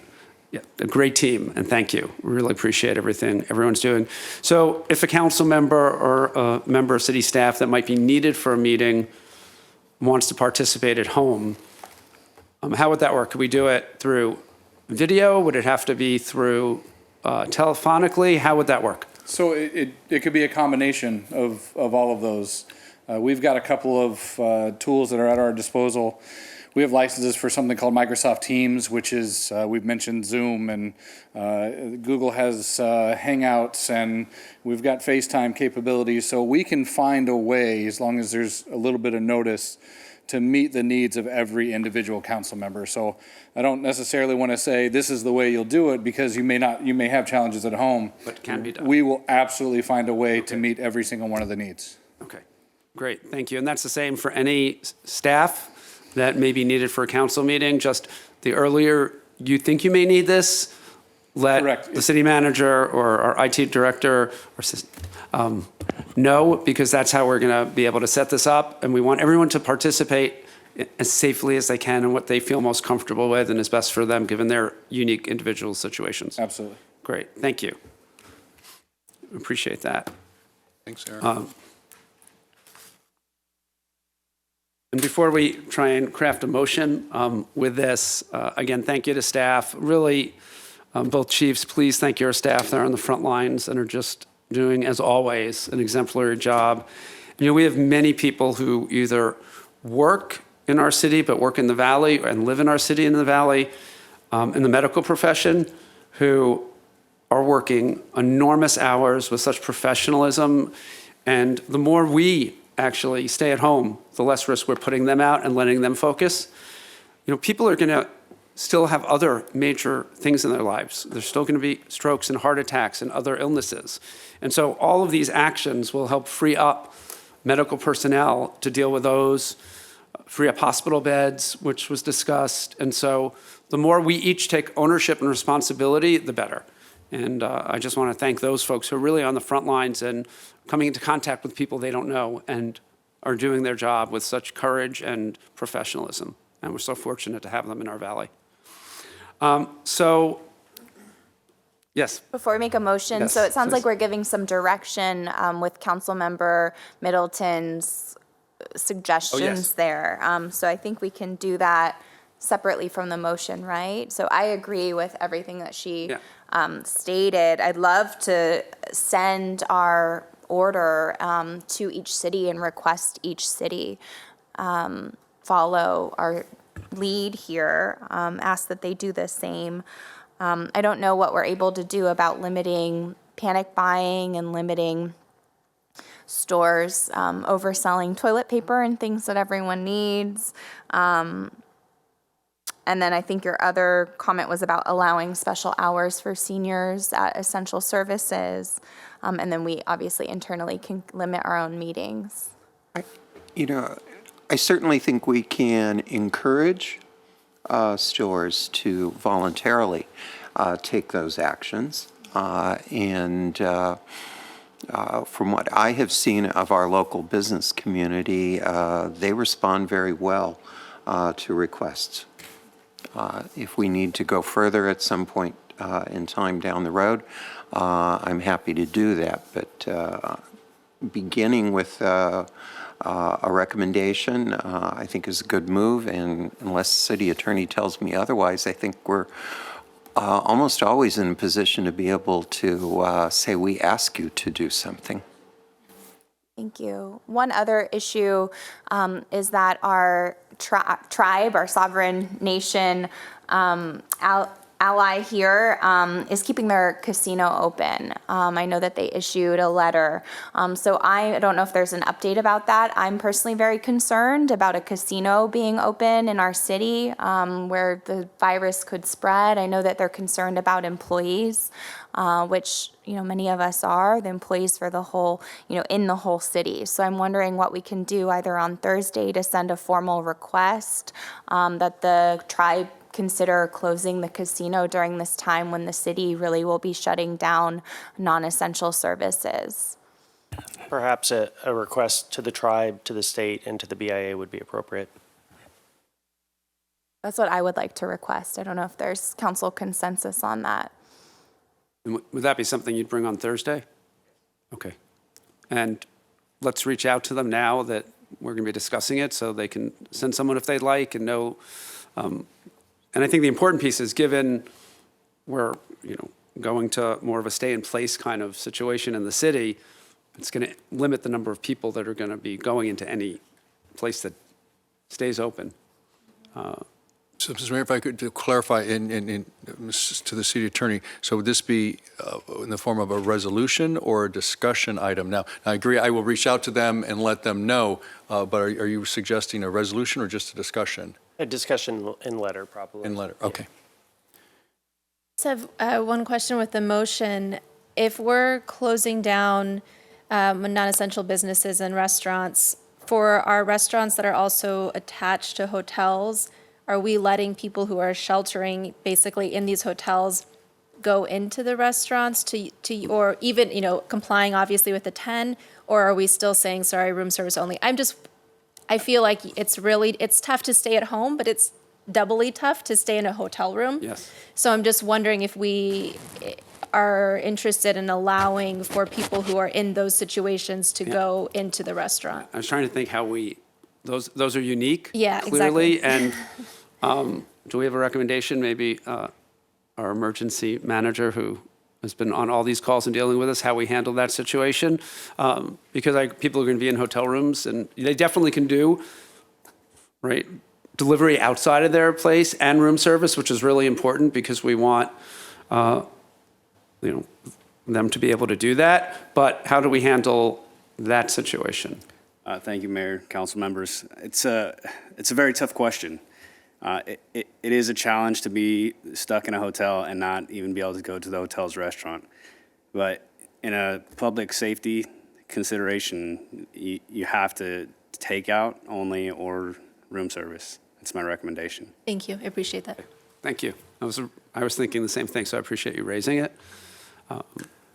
Mr. Mayor, I'm wondering if we can, sorry, Mayor Protem. There are services such as Grubhub and Uber Eats and things of that nature that exist out there. I don't know what the permitting process is through the city, if there even is a permitting process for that through the city, but if there was, something like that should be streamlined so that a restaurant that normally doesn't use something like Grubhub or Uber Eats can do it quicker. I don't think they need any permit to have any kind of delivery service. Other than maybe a business license. Right. And one of the things the city is already doing is gathering, and it's good for businesses to know this, information from every food delivery service, so we can get that online. Businesses that have gift certificates available, anything they're offering. We have our Bureau of Tourism working with the Chamber, Main Street's helping, and our economic development staff to get that online, because there's lots of things, and we can maybe get a report on where that is at the Thursday meeting. People can do who have the means to support businesses now. You can buy gift certificates now for the holidays, right? Help these businesses survive during this time is very important for those people who are able to do that. So we're working to pull all that together as a resource with our business organizations, as a business as well. All of them are coming together and working together with the city so we can get that out there. So that's an important point. So for the city manager, who on staff will be the best person to try and craft this motion with us? Well, first of all, if we can be clear on what the elements of it are. Okay, so what I believe they are, go ahead. No, just one last comment, or I hope it's the last comment. I think we should set a time frame for this and set that time frame in a matter of just a couple of weeks. Not that I think we are going to resolve this within the next 2 weeks, but let's take these measures and implement them, and then come back and reconsider what do we need to extend, what do we need to modify as we move forward. Yeah, and looking at that, I was going to recommend 3 weeks. The county is, just so the public knows, closing all public schools till April 30th. So there'll be, if we do something different at that point, it'll be different childcare. But I think giving people, I would say, probably 3 weeks from Thursday, since then we would have a meeting, I think, and have that ability to revisit. And obviously, in any of this, we can give the city manager direction to shorten or extend if it needs to be done because we're not meeting, right? I mean, presume that is part of his emergency powers, city attorney? Yeah, yes, and if Okay. I could make a suggestion, the city and county of San Francisco issued a shelter-in-place order yesterday, effective the 17th. It contains a list of approximately 21 essential businesses. My recommendation would be that we'd kind of take the lead, and I can give you an example of some of those essential businesses. Healthcare operations, grocery stores, certified farmers markets, food cultivation, newspapers, gas stations, banks, hardware stores, educational institutions. Those are some of the essential services that San Francisco is using and that we might want to consider adopting. And I presume they're also in those they're doing 6-foot distancing as well, Yes. right? So my recommendation is we adopt that. I think the 6 or 7 Bay Area counties did it in unison because that's the most effective, of course, if everyone in the same area does it, that we adopt those guidelines on Thursday. We can have them in front of us and out to the public so we can make any tweaks to it we want to make, if that's good with folks. That.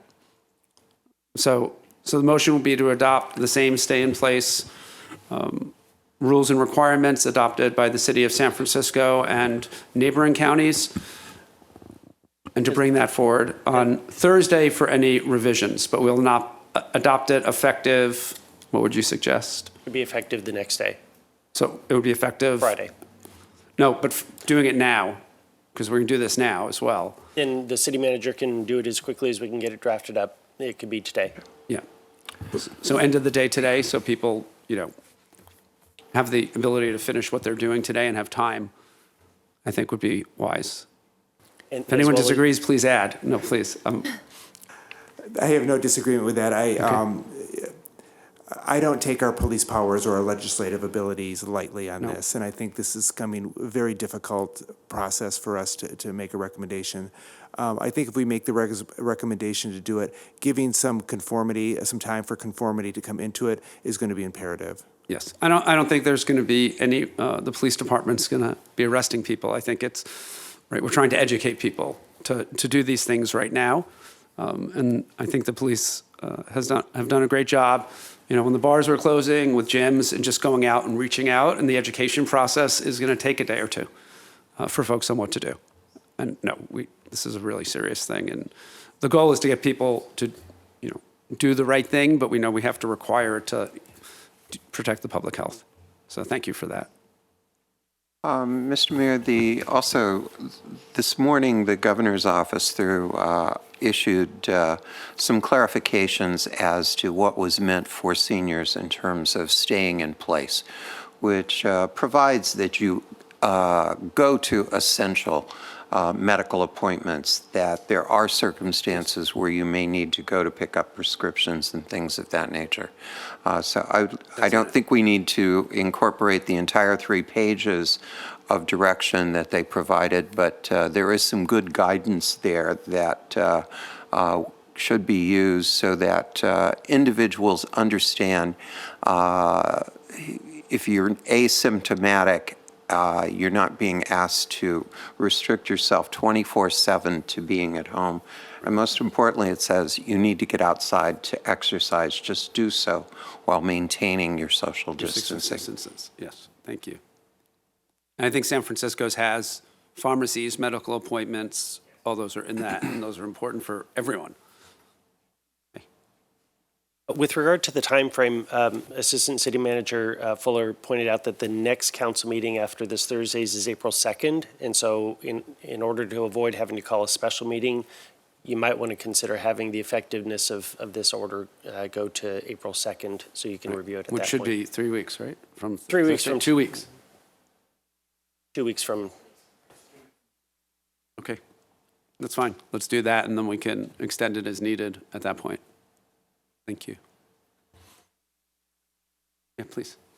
Thank you. I have another issue. Councilmember Woods raised the delivery. So I know a lot of restaurants and bars are looking at just delivering directly to consumers to be able to pay their rents while they're closed. So I know Grubhub, I know those all take a portion of the fees. So I don't know if there's anything we need to do. I think restaurants probably are automatically allowed to deliver. If they have delivery capability, they have a business license. I don't know about bars. I know that other cities, the mayor had said that other cities have allowed like delivery of alcohol or other goods. I don't know if Yeah, I think New York State did that. I don't think it would take a state action, right? Yeah, under California's laws, they're going to be licensed for either on sale or on premises or off premises. Right. And so most bars would not be able to do that under their state license. New York State is allowing, I think, at least restaurants with bars, when they're delivering or doing takeout, to also deliver or do takeout of alcohol, which is understandable. That people would like that,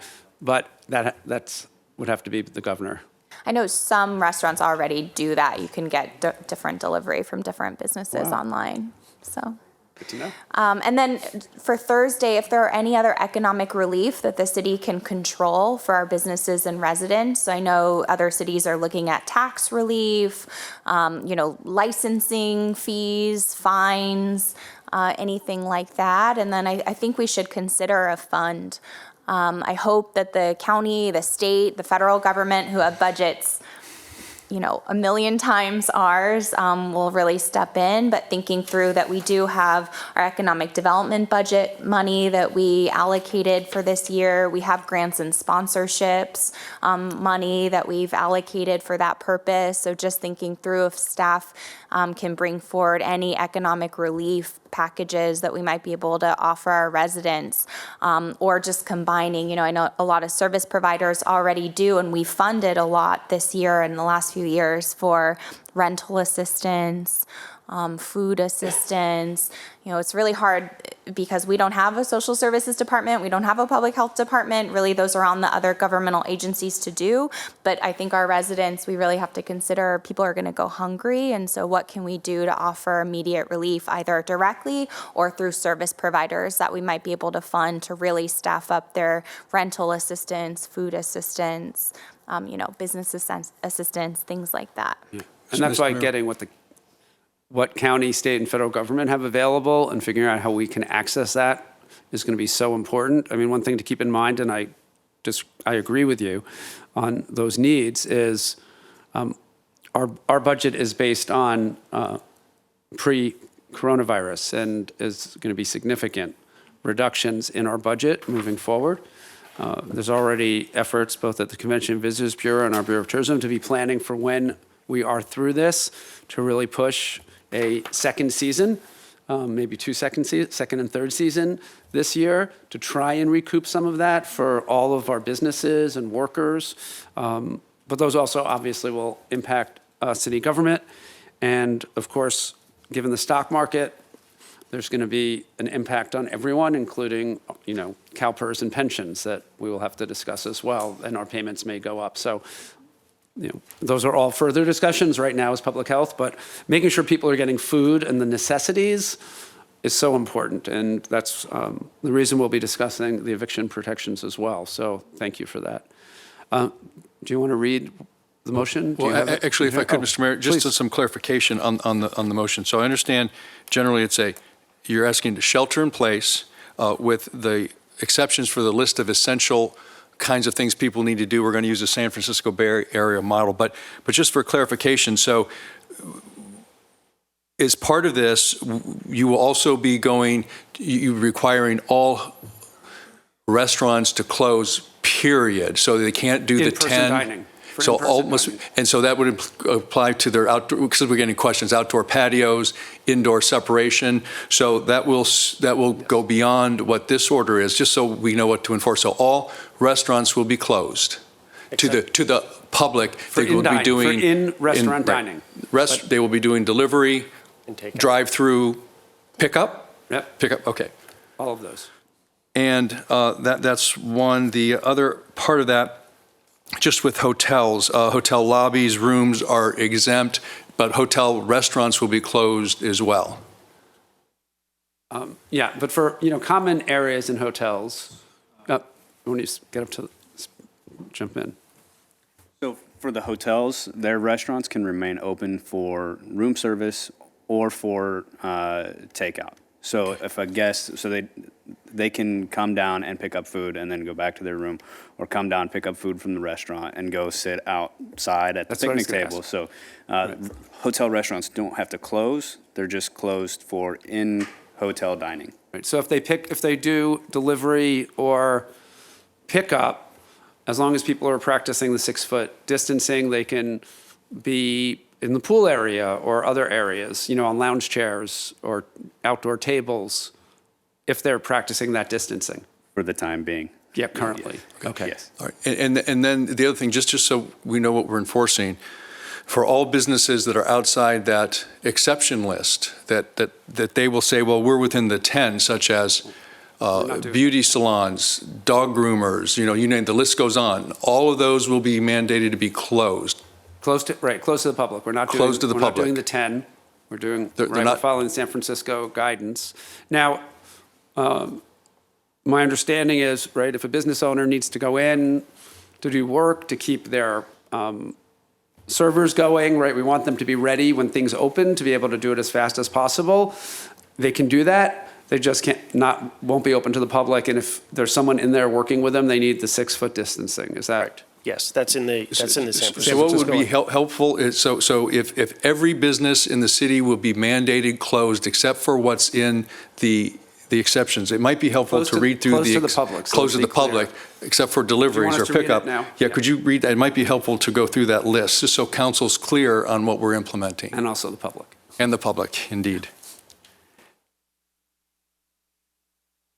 And the close to the public is important because people still can, if you're a small business, you own your own business, you can go in if it's just you. So we're not mandating total closure. It's just closure to the public, but we're also asking people stay at home and don't work during this time. That's the key. It's really more of a shelter as opposed to closing businesses, because the business, if they want to say they're open, they can say they're open. They just can't have customers come in. They can do work at the location and make improvements or maintain the facilities or whatnot. So I'll start with the list of the essential businesses that are contained in the San Francisco order.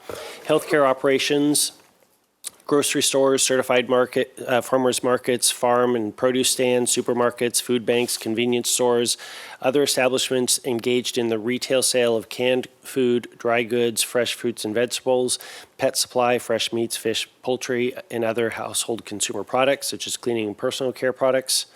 This includes stores that sell groceries and also sell other non-grocery products and products necessary to maintaining the safety, sanitation, and essential operation of residences. Food cultivation, including farming, livestock, and fishing. Businesses that provide food, shelter, and social services and other necessities of life for economically disadvantaged or otherwise needy individuals. Newspapers, television, radio, and other media services. Gas stations and auto supply, auto repair and related facilities. Banks and related financial institutions. Hardware stores. Plumbers, electricians, exterminators, and other service providers who provide services that are necessary to maintaining the safety, sanitation, and essential operation of residences, essential activities, and essential businesses. Businesses providing mailing and shipping services, including post office boxes. Educational institutions, provided that social distancing of 6 feet per person is maintained to the greatest extent possible. Laundromats, dry cleaners, and laundry service providers. Restaurants and other facilities that prepare and serve food, but only for delivery or takeout. Businesses that supply products needed for people to work from home. Businesses that supply other essential businesses with the support or supplies necessary to operate. Businesses that ship or deliver groceries, food, goods, or services directly to residences. Airlines, taxis, and other private transportation providers providing transportation necessary for essential activities. Home-based care for seniors, adults, or children.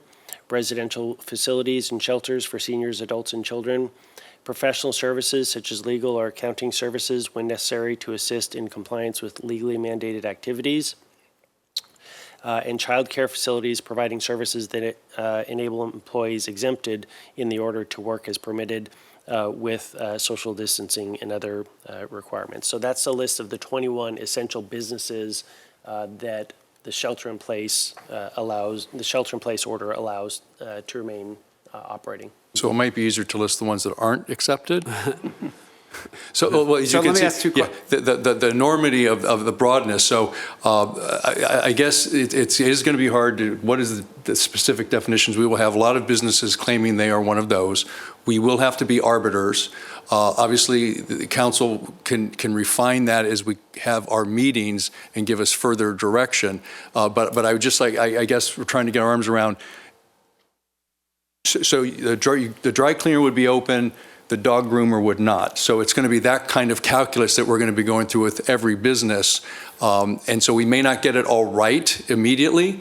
So I think as long as everyone understands this will be a process. Yes. Okay. And the more we can work on that between now and Thursday, so we can give as much guidance to the public and businesses, the better. But we are implementing it as of tomorrow. drafting it today with the Okay. expectation that it'll Implemented be it, implemented tomorrow. 7 a.m. As tomorrow. best we can. Yeah. Okay. 2 questions or comments. One is, I know we currently, with the animal shelter, have said appointment only, so people can retrieve lost pets. So let's make sure we get that information out with what they're currently doing. I think they're having a emergency board meeting tonight. Or not yet? Okay. You don't know. Yeah, no, fair enough. We don't know, but they are working on this to figure out how they can do that for folks. That's going to be very important. And then, do we know what San Francisco did? Obviously, cannabis is medical for a large number of people. So my recommendation is dispensaries. Other operations, probably not. Well, they're in the supply chain, so that's the question to cannabis. Lounges, we already closed. But dispensaries, grows, things that are part of that supply chain, but the 6 feet distancing is required, right? I mean, some of our larger operations, they have people sitting next to each other, understandably, but I think with 6 foot distancing in the retail and in the production, we should keep, because that is medicine for a lot of people. I agree. Just to clarify, we have a lot of pool people and gardeners. I assume that there's a 6 foot distance when they come to do work and they would not be impacted by this? Good idea. Well, that would be my understanding as well. Correct. You think that would fall under an exception? Under the order, there's a provision for people who are providing services, construction or maintenance services to other buildings. Yeah. And there would be a real public health crisis if all the pools turn green with mosquitoes and bugs as well. So Mayor, if I could I ask the police chief to step up? Chief, because it'll fall upon the police department and code enforcement to start to enforce this. Could you just sort of walk us through, I know it's early, but how this might take place in terms of the process, timing, et cetera? So what's worked out quite well over the past couple of days is obviously the notice going out by the city via our social media platforms, also getting our media outlets to share that message. And then we would normally do a messaging from the police department. We will generate a short video rehashing the directives that you will be moving forward on today, and then announcing the importance of complying, reading it, understanding, and complying ahead of our visit. And then usually by the time we go out there to do the spot checking, almost all businesses, for the most part, have complied ahead of our actual arrival, which obviously frees up our resources. But we will be arriving at those businesses with the most recent directive in hand to provide a copy and answer any questions that they may have on site, and then reinforcing the fact that we will be returning back to spot check businesses for compliance purposes. So I think the best thing for us to do is when we're finished here, we need to put the message together to get out on social media, and the city attorney is going to have to help me craft that so it falls within that exception. We will, in essence, start that now. Start to ramp up the enforcement. By then, we're going to get to Thursday. We'll be able to sort of report to you what we're doing. And at that point, we may have some gray areas that we will be able to discuss with you and get some further direction. So just as long as it's a process, because we'll probably be in a situation, well, this person's open, this person didn't close. And just because as we're working through that, we will have some of that as we ramp up, would be my guess. And if I can, I'd rather list the businesses that can stay open and not, it sounds like there's exceptions, but people who operate gardening businesses or pool businesses, they need to see their businesses listed versus hiring an attorney to read exceptions for them. So I'd really prefer, as you craft this, to really spell out in detail what businesses we think will be essential and which ones will not be. And that'll be helpful for, obviously, law enforcement and everyone else. So I think that's a great idea. What would also help us out for the police department, what we're doing is when we make contact with these businesses, we're notifying our dispatch, which keeps a record on who the point of contact is, their contact phone numbers, but we can also ask at the time if they plan on providing takeout services. And then we'll have a log of that. We'll report to the city so we can market the fact that these businesses will remain open and available for takeout. to assist the businesses. And are we also asking that people who are part of the essential business list, if they can work from home, to do so? Is that, I mean, I guess that would just be Yes. guidance, Yeah, but, okay. okay, thank you. And just following up on, I think Mayor Pro Tem Holstage raised it first, but just the need to do this sort of valley-wide. So I think as we look at what we want to do, I think there are two things we should consider. One is encouraging the County Department of Public Health to implement this throughout the valley. They would have authority to do it. And also requesting a special or emergency executive committee meeting of CVAG.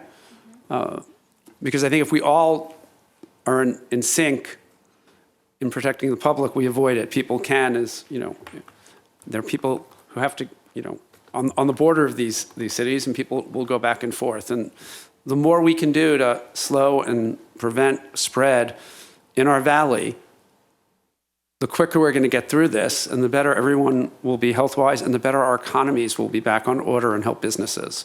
So can we just do that now? Request that be done, or do we need to notice that for Thursday? Can do that as part of this. Yeah, we request for CVAG to have the meeting. To have the meeting, Yes. and that the County Department of Public Health strongly consider. So is that part of the motion, or just, or is direction enough? Direction is fine on Okay. all of these. Okay. I think staff is sensing where the council is going with Okay, these things. thank you. Yes. So, do you need a motion for the adoption, or you're fine? We're going to adopt No, starting because tomorrow it's- because the city correct, manager it's- has authority. Correct. Okay. Any final comments from anyone? No, I think that some of the comments that we had received in our packet, which were emails from the constituents out there, talked about somebody who maybe doesn't have a ride or something of that nature. But it's my understanding that Dial-A-Ride and Sunline is still operating and available to those particular residents that are out there. Oh, yeah, and it's free. The buses are free. That's really helpful. So we should get that on the website as well. All of the buses are free. Right, all the buses are free. That's what I thought I saw. You're going to, Right. as of 5 a.m., but, I saw I asked because I saw a bus driving by on my way in, and it said free rides. yeah. I saw something on the news. On Thursday, we probably should discuss the buzz, given it's mostly in our tourism areas. And if we have recommendations on that we can give to Sunline, whether that is to stop it, whether that is to look at routes that go by grocery stores and places like that, we should at least have a discussion so we can give them at least what we think, if that makes sense. Councilmember Middleton's our rep, so does that make sense? You want to reach out in the meantime and get their best advice? Thank you. Okay. Mr. Mayor, one of the questions, so based on the earlier direction from the weekend, I just want a clarification. So we're going forward on Wednesday evening, also then we will mandate that our night shelter is limited to 10 people as well in the desert? I just want... Correct. I think that's that is the guidance, and we're working with the county. And I think we'll be talking to Greg Rodriguez, who's also coordinating homelessness for the Coachella Valley, working really hard to find motels and really looking at urgent action. If Mayor Pro Tem Holstage, you and I can speak with Greg, he wanted to talk this afternoon about sort of what we can do next steps. So tomorrow evening would be their last evening of operation? I just want to make a clarification of what I would enforce there. Or would that be a longer, I think it was Wednesday night or Thursday? So they are exempted as essential businesses, right? But then they would still have to comply with the county's order of 10 people. Is that right? I'm not the emergency management expert, and I'm not the city attorney, so we'll let you answer that for us. Yeah. So as you read through it, they're exempt as an essential facility. However, they would still be under the guidelines of both social distancing and no more than 10 unless they're all homeless children, and then it would be 12 because Is that effective already by the county? that is effective as of yesterday by the county. So we need to let both of them know that now. And so then Wednesday, this is Tuesday, obviously, we would give them till Wednesday. Wednesday evening would be the last night at the night shelter, and then on Thursday it would be 10, or would that be effective immediately? So given the county's order is effective now, I think keeping it open for 2 more nights would be in violation, so let's get some more guidance on that. Obviously, we don't want people to be on the street, and we want to find solutions, so let's talk to the county and see what flexibility we have there. All right, but if Can we have, so can Mayor Pro Tim Holstage and I, with the city manager, be authorized to make decisions on those based on conversations with the county? Because we don't have all that information. Is that okay with the council? Yeah, that would be helpful, Okay. because, that's a sort of a moving, Yes. No, it will fluid be moving, situation. and we don't Thank want, you. we don't want to put the homeless people at risk by being in the shelter or by not being in Yeah. the shelter, and so that, So being we able to have have to work some closely. Yes. assistance with the subcommittee, that would be helpful. Yes, Okay. absolutely. Thank you.